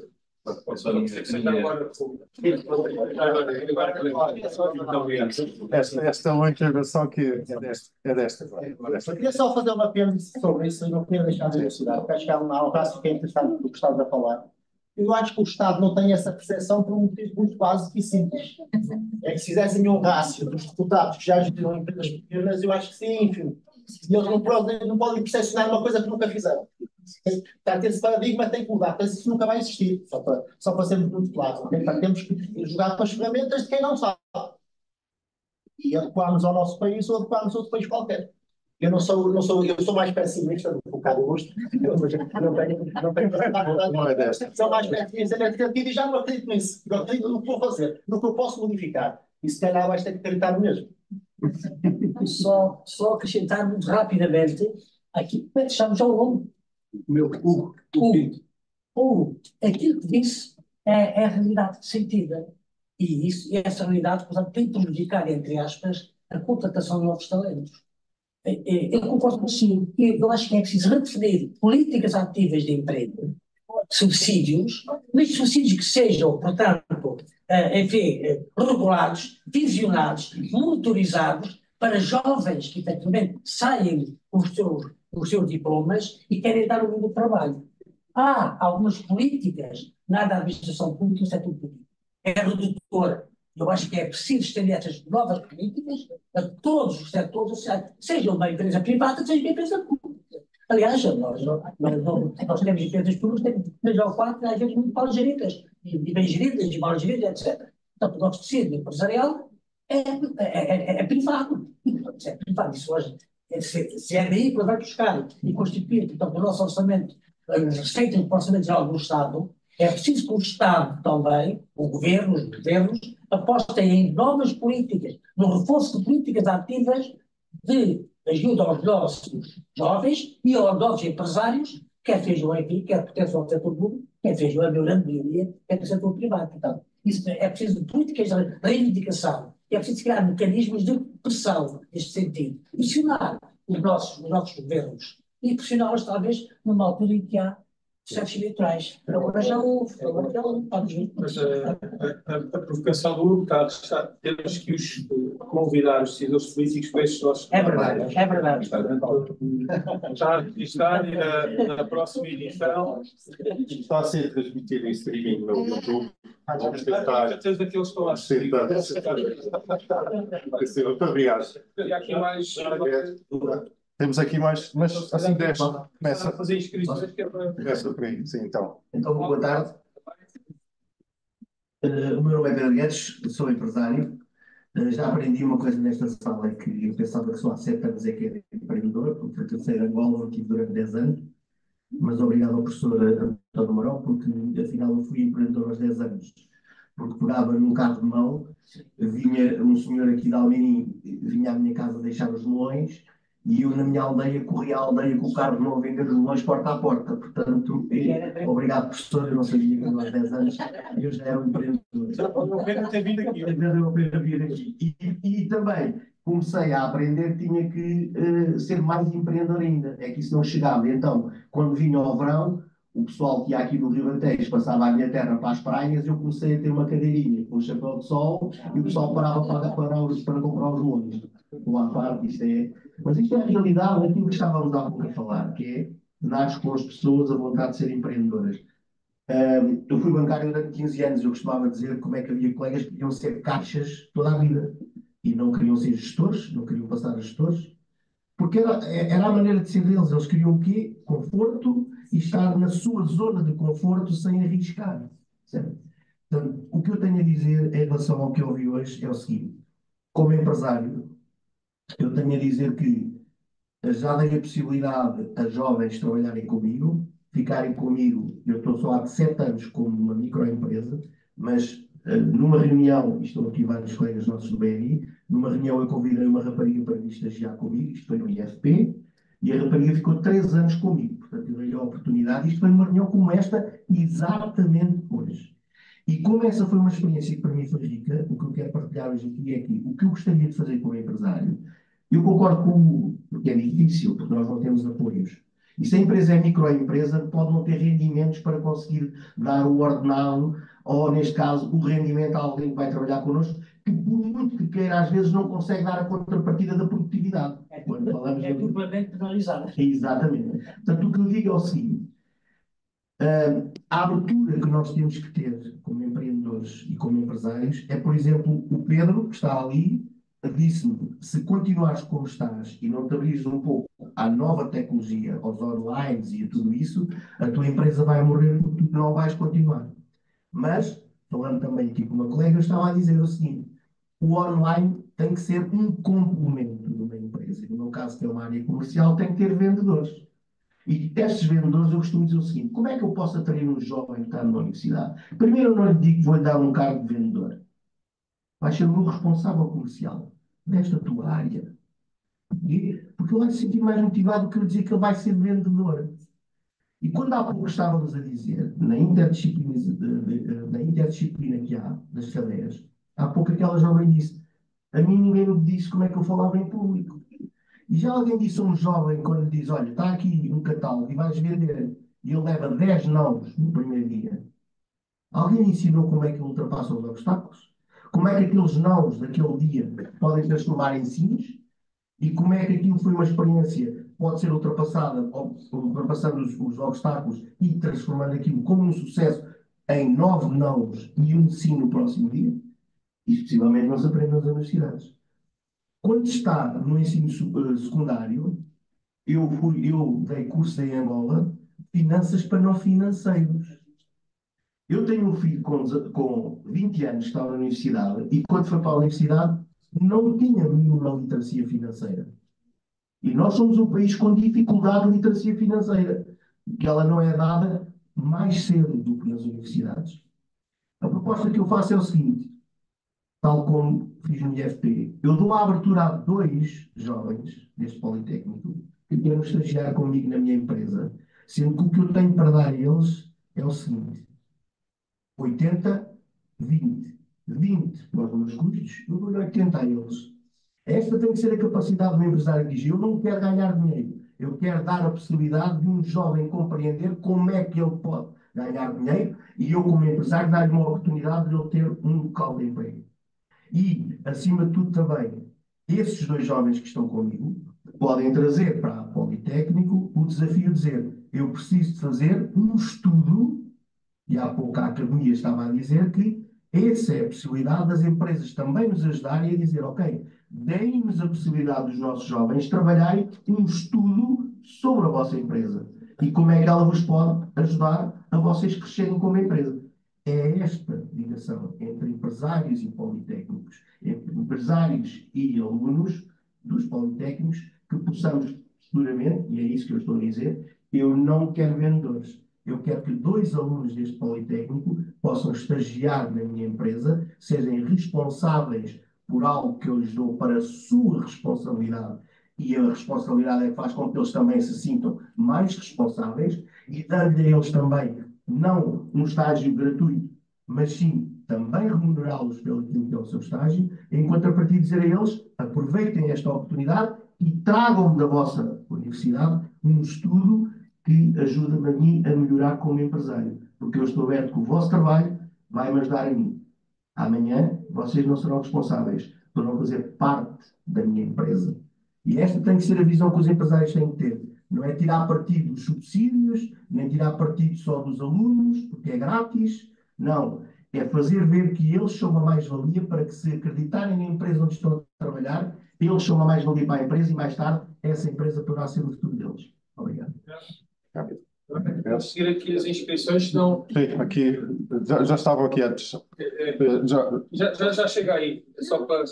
Né? Então, gostava de só fazer um pequeno comentário. Sim. A ideia. Ou ainda. Sim. A ideia será. Só 2 minutos. A ideia será sempre vocês colocarem uma questão e deixar que aqui desenvolvam. Os jovens que estão no Politécnico poderem estagiar e também haver este intercâmbio. Como é que a minha empresa pode pedir ao Politécnico que me ajude a mim como empresário? Certo. Obrigado. Vou já passar aqui. Não, fácil. Ok.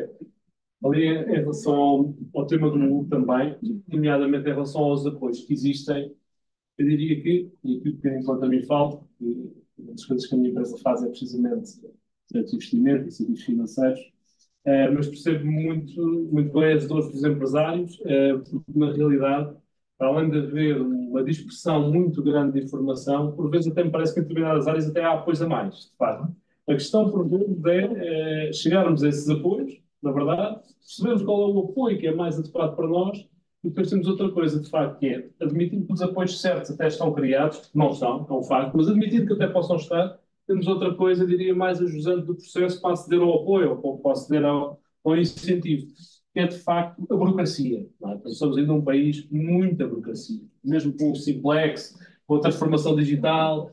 Eu não sei se alguém já teve essa experiência quase heroica, não é? Fazer uma candidatura nas suas empresas, mas quero para aceder a um fundo comunitário, geralmente Portugal 2020, Portugal 2030, as coisas não são muito diferentes, portanto, e a burocracia é muito pesada, o que muitas das vezes desincentiva o próprio empresário a fazer esse caminho e a seguir outros caminhos mais alternativos, e na verdade as oportunidades perdem-se.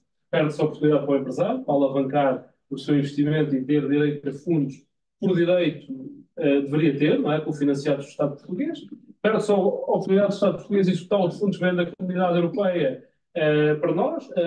Enfim, e a economia perde aqui uma oportunidade, que a partir de eu ser geradores de mais riqueza, mais emprego, pagar mais impostos. E de facto não é só o tema dos apoios, é ok, criar os apoios, mas depois qual é a orgânica, qual é enfim, o modo de funcionamento desses apoios para efetivamente haver sucesso. E aqui ainda estamos tão embanhados em muita burocracia, numa área onde a transição digital, enfim, o simplex, não é? Portanto, ou seja, aqui desconfia-se do empresário antes de ele fazer a candidatura, não é? Vamos criar aqui uma série de dificuldades e depois logo vamos ver o que é que acontece. A lógica poderia ser diferente, até vamos simplificar isto um bocadinho no início, mas depois vamos efetivamente ser muito rigorosos no controle e na monitorização. Quem é sério, quem quer fazer os seus projetos, certamente não vai ter problema. Quem anda aqui com os expedientes, se calhar vai ter problemas de facto. Não é? Agora, criar tanta barreira ao início, admitindo, a partir de que os empresários estão todos efetivamente a querer aqui, buscar fundos aqui ou ali, e então vamos tapar os caminhos todos, enfim, acho que o caminho não é esse, só desmotiva, não é? Não há parte também das dores do empresário. Posso só sugerir que é para tornarmos o mais interativo possível, o maior número de interações. Fizemos agora 3 questões, portanto, sim, depois e a seguir outras 3, pronto, porque já na ronda seguinte, já estavam aqui outras 2 pessoas, pronto. Sim. E depois a gente tenta fazer uma segunda ronda. Ok. A mão tinha sido levantada aqui antes, estas duas senhoras. Tinha levantado, e depois pode começar por aí, depois vêm estas duas senhoras e depois fazemos a Olha, boa tarde. Mais sucintos um pouco, mais sucintos um pouco. Que é para dar mais tirar de outras rondas. Eu sou empresário, venho das Caldas da Rainha, sou colega aqui também do grupo técnico, como o Pedro falou. Eu creio que aqui falou-se muito bem, o Pedro referiu. Eu acho que aqui 3 grandes pilares que devem começar, se calhar, desde a realidade, que é a literacia financeira, o empreendedorismo e o networking. Se todas as nossas crianças se habituarem desde a realidade, quando chegarem ao mercado de trabalho ou mesmo à universidade, elas vão estar muito melhor preparadas. Se calhar vamos reduzir muito a nossa taxa de desemprego e se calhar vamos ter muitos melhores empresários e se calhar vamos ter bons cérebros que estudam ir para fora. Este painel, na minha ótica, está muito bem criado, porque tem as forças vivas de toda a parte ativa de trabalho. Eu, na minha altura, quando eu estava na universidade, havia uma coisa que eu agora vou dizer, não sei se ainda existe, senão, mas eu não tenho ouvido falar, não quer dizer que não exista, que era um concurso de ideias que foi criado pela ANGE, em que fazia uma interação, e pegando no que o Alexandre disse, porque não, aquelas ideias mais espatafúrdias ou menos espatafúrdias, mas por isso é que se chama brainstorming, para cada um pegar no bom de cada ideia e juntar, e ter uma bolsa de investidores empresários que possam financiar, possam ser sócios, por exemplo. Quer dizer, isto agora pode-se estimular, mas se um jovem tem uma ideia de fazer algo, seja em que área for, e existe um empreendedor que quer pegar nisso, ajudar, estando nas academias, nesta academia, qualquer academia do país, está o local certo. Eu acho que aí as forças vivas do mercado de trabalho, juntamente com as academias, podem proporcionar aos nossos jovens as capacidades, uma vez já vão ter as skills, mas ter a capacidade financeira de impulsionar o seu negócio através de boas propostas. Obrigado pelo painel. Penso que o professor Presidente tem a pessoa ideal para responder aqui. Não, as questões todas. Ok. É melhor agregar, que é para fazer mais rondas. Ok. Para cumprir também o tempo de para finalização. Olá a todos. Está tudo mal contado. Não, eu tirar a música. Agora sim. Olá a todos, Pedro, obrigada pelo convite, obrigada ao ministro painel.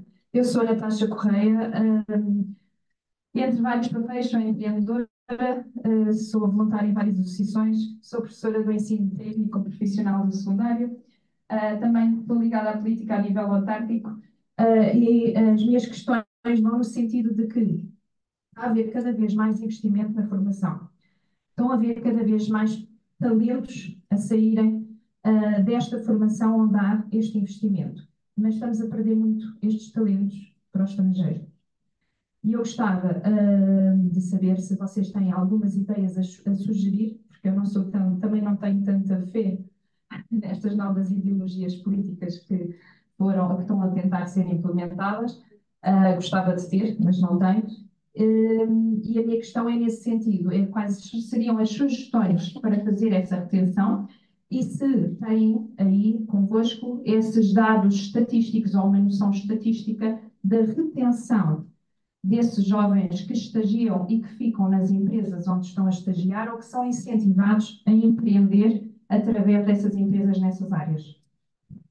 Não sei se foi claro.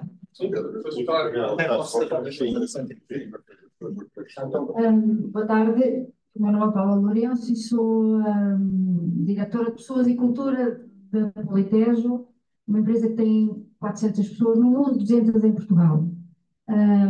E sendo da área de pessoas, eu vou falar de dinheiro, porque o que é que nós sabemos sobre o dinheiro nas pessoas? É que quando as pessoas, é que o dinheiro não é um motivador, mas é um desmotivador. Portanto, se eu tiver um determinado salário, que eu acho que o salário é bom, eu não vou ficar motivada. Eu vou ficar bem, mas aquilo não me dá um impulso para ficar muito motivada. Ou pelo menos com a sustentabilidade ao longo do tempo. Fico ali na altura em que recebo o dinheiro. Mas se eu achar que o salário não é bom, eu vou ficar desmotivada. Portanto, esta particularidade dos salários é muito importante na motivação das pessoas. E o que é que nós vemos agora? Que os governos, com este aumento dos salários mínimos, que, de um lado, ainda bem, porque todas as pessoas precisam ter um melhor nível de vida, como é lógico, mas o que eu vejo é que as empresas não têm capacidade para sustentar estes valores, sobretudo se quiserem manter a diferenciação entre as funções. Portanto, o que nós temos hoje são funções de diferentes níveis de responsabilidade, diferentes níveis de complexidade, com salários já muito próximos. Isto causa uma desmotivação enorme nas pessoas. Eu não sou empreendedora, não é? Os meus chefes são. Portanto, eles têm 400 famílias às costas, vão para casa ao sábado e ao domingo, eu vou descansada, eles vão a pensar nas 400 famílias, e isto é um tema premente na empresa e não só na minha, noutras. Portanto, o meu desafio é pressionar, como aqui já foi dito, o governo, através das associações. Esse é um papel que eu acho que é importante das associações. Já houve sugestões feitas anteriormente, como aumentar os salários sem que haja impostos, enfim. Mas encontrar alguma forma, que eu não sei qual é, de podermos criar mais condições para pagar melhor a todos e diferenciar. Hoje um aluno perguntava, na sua empresa é como numa série de empresas que eu já vi, que um licenciado ganha mais ou menos o mesmo do que uma pessoa com um curso técnico. Eu disse, pois, depende. Às vezes é. Se eu tiver um eletricista especializado que não existe em lado nenhum e que é difícil encontrar e ele já tem muita experiência, se calhar e tem 3 anos de experiência, se calhar vai ganhar mais do que o seu licenciado. Não é? Pronto, obrigada, é um desafio. Ora, nós temos aqui 3 perguntas já que nos passaram. Eu acho que agora iríamos abordando também rapidamente. É só falarmos ali da questão dos estágios do arranque já. Dois estagiários, é os que quiseres. Está aqui o Rogério, no final, vamos já fazer a interação. Para ali atrás. Já falámos de cursos de ideias, temos 3 neste momento. Um até 3 temáticos, um na área do digital, outro no agroalimentar e outro de desporto e saúde. Do digital até decorreu em paralelo para esta sessão. Eventualmente também temos que dar mais visibilidade, mas é a questão de fomentar o empreendedorismo que eu falei há pouco e que nós estamos a ter. Agora, temos o desafio depois de, com as incubadoras da região, ainda não estamos a conseguir fazê-lo.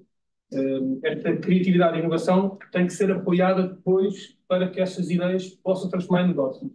E aí temos também um caminho a fazer e a aprender, e estamos a fazer esse percurso. E para terminar, burocracia.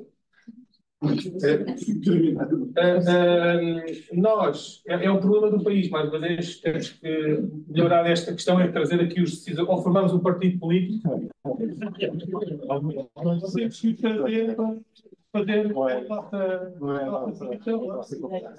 não conseguimos, tem que ser decisão política, ou então os mais jovens, para ver se conseguem alterar o Estado, porque nós fazemos candidaturas a financiamento europeu em que nos transferem logo, após a aprovação do projeto, 80% do financiamento desse projeto.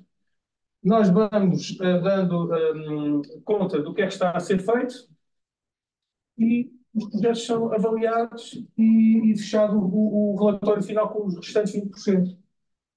O mesmo dinheiro que a União Europeia dá ao país para depois redistribuir e que nós fazemos candidaturas na FCT ou IFAP no âmbito da agricultura, é uma carga de trabalho, uma coisa impensável, lá está, que só desmotiva. Para já só adianta uma parte do financiamento, 20%, ou o que quer que seja, e depois as empresas, neste caso, as têm que estar com tesouraria a adiantar, para depois ir apresentar a fatura, para depois se reembolsar com ninguém, uma pequena e média empresa, claro, contrato de tesouraria. Reembolsar e esperar. Reembolsar e esperar. Às vezes temos projetos que são 2 anos à espera. É um problema sério do país. Não sei se seja na nossa geração já vamos ter tempo de conservador, mas está ali a próxima, o mais jovem. É desta vez. E claramente temos que pagar bem o talento. Se não temos que pagar bem o talento. Os ordenados mínimos não aumentaram. Os ordenados mínimos, mesmo na administração pública, estão próximos. O ordenado mínimo. E a fixação e a retenção de talento é um problema transversal, era às empresas para o setor público. E é uma sangria para o país. Só pagando e remunerando bem, até para a questão de justiça para com os nossos jovens, é que conseguimos retê-los. E temos que compreender que é honesto e razoável um jovem ter a expectativa de ter uma boa remuneração e, se não conseguir aqui, ter que seguir. Agora, isto é um problema sério do país. Deve ser bem discutido. E eu acho que este último fim de semana tivemos aqui um bom banho de realidade. Se calhar tem que ver com estas questões sérias que se tem que discutir a sério no país. Eu acho que esse tema será muito discutido, porque é um problema neste momento muito, muito sério da nossa sociedade. Os nossos jovens melhores qualificados estão a sair do país, os salários estão a compensar e, portanto, vamos ter um problema de retenção de talento. E eu sei, e acredito para as empresas, a cara que tem, muitas vezes, de impostos e responsabilidades, não é compatível com o aumento de salário. Não é compatível. Por isso tem que haver aqui uma discussão muito séria na sociedade portuguesa sobre o país que queremos e como é que queremos isso. Mas pronto, eu não quero estar aqui a... Já temos aqui um painel muito diversificado. Temos que pensar mais como empreendedores e menos como empresários, não é? E tudo. Temos que apostar aqui numa... Natasha, a tua questão... Sim, pronto. Gostava aqui só de esclarecer a Natasha e aproveitar ali para também o Pedro Guedes. Pronto, não sei, mas muitas pessoas aqui conhecem o W40 e chama-se W40 precisamente porque ele tentou 39 vezes. Portanto, e só deu certo à 40ª vez e daí que o W40 se chama W40. Respondendo um pouco ali àquilo que a Natasha falou, eu tive em mãos, numa altura, um projeto onde tivemos esse problema, precisamente a ter alguns quadros que a nós interessava na empresa mantê-los. E uma das soluções que a gente acabou por chegar, usando um pouco o empreendedorismo em vários setores, porque eu estava responsável pelo continente africano e havia outras pessoas que estavam responsáveis por outros continentes, e aquilo que nós chegámos à conclusão foi mantermos um bocado do capital da empresa aberta, neste caso, naquela parte prática, manter 7,5% do capital aberto, e nós, para retermos alguns desses quadros que nos interessavam, fomos atribuindo capital. Enquanto eles trabalhavam na empresa, nós atribuímos 2%, 3% do salário deles, tinham o trabalho deles, mas chegavam ao final do ano, tinham 2% ou 3% correspondentes aos dividendos. Portanto, e nós fomos abrindo o capital da empresa assim, aos poucos, e fomos retendo realmente os funcionários que nos interessavam. E foi uma das soluções que a gente achou, foi realmente o empresário em si abrir um bocado desse capital, para reter os trabalhadores que nos interessavam. Foi uma solução que chegámos, visto que trabalhávamos em 4 continentes, portanto tínhamos que aqui um bocado a cultura interferia aqui nisso, mas chegámos à conclusão que foi um dos caminhos a seguir. Hoje em dia ainda funciona, grande parte dos funcionários não saíram, avaliou-se a empresa na altura que era para se atribuir esse percentual, avaliou-se a empresa, e hoje em dia os empresários vão se mantendo porque vão fazendo crescer a empresa, vão aumentando as vendas da empresa, a empresa vai crescendo, o 1, 2 ou 3% que eles possam ter em poder deles também está a valorizar. Portanto, eles, imaginem, um dia que forem para a reforma, independentemente de terem juntado o dinheiro deles ou terem feito a vida deles normal, se quiserem vender, acabam por ter ali um valor que foi aumentando e que eles próprios foram investindo neles próprios. Tornaram-se empresários. Tornaram-se empresários. E essa foi uma das soluções que a gente achou para comatar a saída das pessoas. Ok, obrigado. Sempre faz lembrar uma filosofia antiga, de facto as colmeias só valem quando têm abelhas lá dentro. Não é? Se eu tiver uma indústria empresa e não tiver abelhas lá dentro a produzir mel, as colmeias não valem nada. Esta filosofia vai ao encontro exatamente dessa estratégia, ao encontro dessa mentalidade antiga. Mas, de facto, aquilo que fala de retenção de jovens nas empresas e aquilo que vemos na região, eu passo muito por isto, trabalho muito com a diáspora. Ninguém imigra porque gosta de imigrar. A não ser que goste da aventura, como eu conheço alguns, dão a volta ao mundo porque se gostam da aventura. Mas voltam outra vez. Os imigrantes dos anos 60 e dos anos 50 e dos anos 70 que imigraram foram à procura, nos anos 60 foram à procura de fugir à guerra do ultramar e em casos dessa família foram à procura de fugir à guerra. Também a realidade económica do país não era grande coisa. Portanto, continua a manter-se essa situação. As pessoas emigraram, a diáspora portuguesa está em todo o mundo em resultado disso. Hoje em dia, mas de pessoas que na altura não tinham grandes condições de conhecimento, porque a gente sabia muito bem o que é que as escolas, enfim, a quarta classe, tirada quarta classe, pouco de conhecimentos académicos a partir daí, toda a gente imigrava porque necessitava de viver, portanto essa correspondência tinha que se dar. Hoje em dia a imigração é muito mais do que isso. É de facto uma sangria. Que há dias alguém me disse que um aluno do ensino superior custava mais de 50 mil euros. A formação ao longo dos anos estava calculada numa. Só se for de ensino, provavelmente. Portanto, essa realidade hoje é uma sangria e os estudantes não imigram porque gostam, imigram porque necessitam de imigrar. Não veem perspectivas de vida no território, não veem estratégias no território e imigram, de facto, com alguma angústia, aquilo que eu sinto de alguns alunos do ensino superior que também já passaram por mim, e a angústia enquanto lá fora, às vezes falo sobre isto, há uma angústia porque, de facto, vão à procura de melhores condições que noutros países conseguem, melhores remunerações que noutros países conseguem, e muitas vezes de maior reconhecimento que noutros países conseguem, que às vezes nem reconhecimento conseguimos dar aos nossos jovens quando eles saem das faculdades. E a verdade é que a remuneração de 820 euros por mês de salário mínimo nacional não chega para aliciar quem quer que seja, não é? Portanto, é uma remuneração de subsistência. Na atual relação com a economia de subsistência, não dá. Mas tínhamos que perceber a todo lado dos empresários que a carga fiscal dos empresários é tão elevada, aquilo que se exige ao empresário que pague de impostos para a segurança social, de impostos do selo, de entregas dos IVAs, do IRC no final do ano, é de facto tão pesada que o empresário, quando faz as suas contas, isto não dá para dar mais. O que é que eu vou optar? Manter-me, estamos a falar de pequenas e médias empresas, não claramente do espectro que nós vivemos. Exatamente. E, portanto, às vezes estratégias de gerir os custos operacionais, estratégias de procurar novos mercados, estratégias de inovação que possam reduzir esses custos, são estratégias que ajudam, claramente, a manter o barco a andar e manter a empresa a andar. Mas neste momento existe um choque qualquer, e é um choque qualquer que vá desde as academias às empresas, mas sobretudo que as empresas sejam a praia de acolhimento daquilo que o país está a produzir de crânios, não é? De saber, se as empresas não os acolhem, eles têm que ir embora. Somos masoquistas, digamos assim. Se não há... Somos de facto um povo masoquista, porque anda a produzir inteligência para depois os outros se aproveitarem dela. Não é? E não venham cá dizer que as remessas dos imigrantes são muito importantes, que isso já nem existe. Portanto, não é essa a realidade. Portanto, eu julgo que é desta, não sei. Eu julgo sempre, não é porque seja do que é que seja.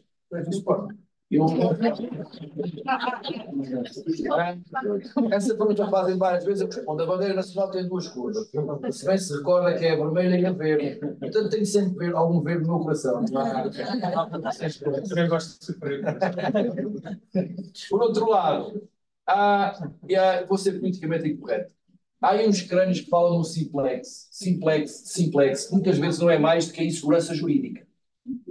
E, portanto, se quiserem fazer uma análise ao simplex, veem, por exemplo, como é que é possível comprar uma cota e registá-la sem saber quem é que a vendeu, é só vai registrar a cota e está registado, que é o registro por depósito. Ou então agora os centros simplex dos licenciamentos camarários, que eu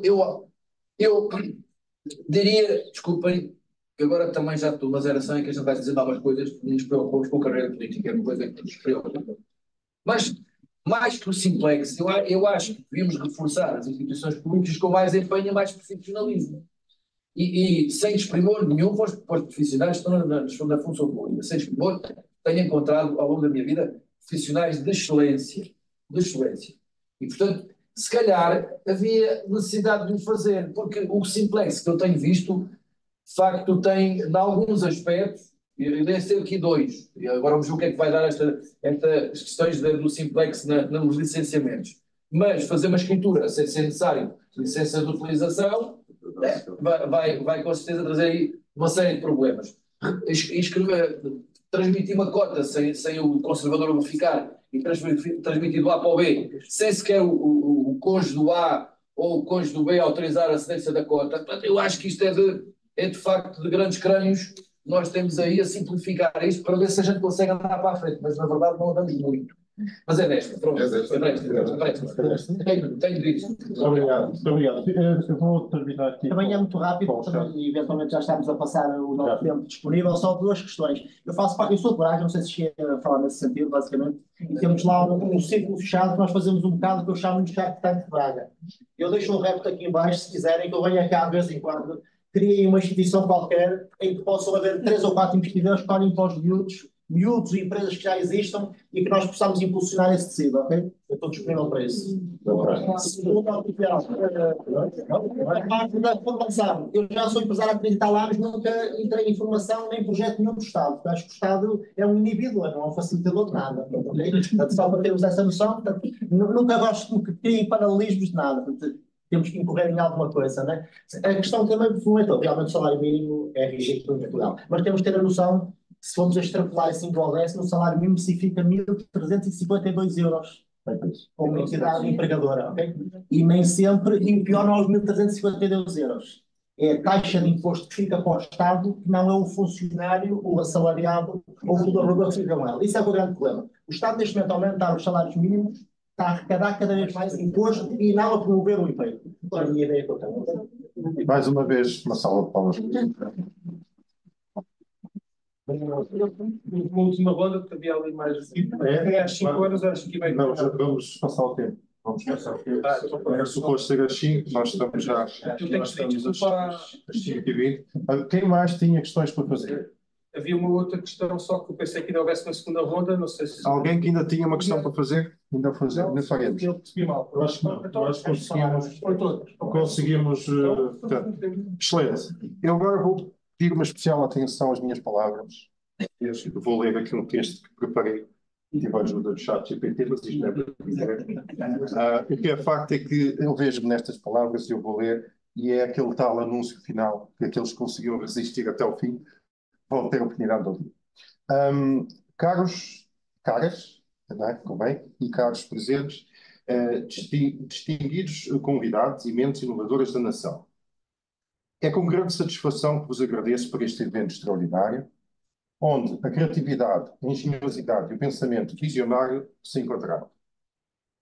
Tenho o privilégio de estar aqui hoje para anunciar o lançamento de um concurso nacional destinado a celebrar ou a evidenciar o brilhantismo da nossa juventude em 3 áreas fundamentais, que são a inovação digital, a inovação tecnológica e a economia circular. Num mundo em constante evolução, a necessidade de inovação nunca foi tão crucial. A nossa juventude possui a energia inesgotável perspectivas frescas e uma determinação inabalável para impulsionar a mudança e moldar o futuro. É com este reconhecimento que iniciamos esta competição a nível nacional, à procura de mentes mais brilhantes, que se atrevem a sonhar, inovar e revolucionar. Primeiramente, mergulhemos no domínio da inovação digital. No mundo dominado pela tecnologia, os nossos jovens visionários estão na vanguarda da criação de soluções digitais que transformam indústrias, melhoram a conectividade e a qualidade da vida. Seja no desenvolvimento de software de ponta, no design de interfaces intuitivas ou na utilização da inteligência artificial, esta categoria celebra aqueles que desafiam os limites do que é possível no panorama digital. Agora, em seguida, voltamos a nossa atenção para a inovação tecnológica. Desde os avanços em robótica e automação até as descobertas em energias renováveis e infraestruturas sustentáveis, os nossos jovens são pioneiros em aproveitar a tecnologia para enfrentar desafios globais prementes. As suas invenções têm o potencial de revolucionar indústrias, conservar recursos e construir um futuro mais sustentável para as futuras gerações. Por último, mas não menos importante, destacamos a importância da economia circular. No mundo de luta contra a degradação ambiental e a exaustão dos recursos, o conceito de circularidade parece uma luz no fundo do túnel. Os nossos jovens inovadores estão na linha da frente, desenvolvendo soluções inovadoras que minimizam o desperdício, promovem e reciclam e maximizam a utilização eficiente dos recursos. Através da sua engenhosidade, não só a redefinir a nossa economia, como também a abrir caminho para um futuro mais sustentável e generativo. À medida que embarcamos nesta caminhada para descobrir a próxima geração de pioneiros, insto todos os jovens inovadores, não estão aqui muitos, é pena, da próxima serão mais, tanto da nação, a agarrarem esta oportunidade e a mostrarem as suas ideias inovadoras. A nossa criatividade não tem limites, a vossa criatividade não tem limites e as vossas contribuições têm o poder de remodelar indústrias, transformar comunidades e deixar uma marca indeletável do mundo. Assim, a todos os aspirantes e agentes de mudança, convido-vos a dar um passo em frente, libertar a vossa imaginação e juntarem-se a nós nesta emocionante busca pela inovação. Juntos vamos inspirar, criar, construir uma manhã mais radiante. Dia 18 de maio faremos este evento, que vai ser um concurso, estamos a criá-lo, estamos a desenhá-lo, vai ser um concurso nacional para todos os jovens poderem submeter os seus projetos inovadores, as suas ideias inovadoras, e depois vamos falar com alguns investidores, para nos apoiarem e patrocinarem estes projetos inovadores. O desenho ainda está a ser feito e não temos mais informação, mas contem já, dia 18 de maio, vamos precisar da ajuda de todos vocês, todas estas organizações aqui presentes, e destes fantásticos investidores. E é tudo e muito obrigado por hoje.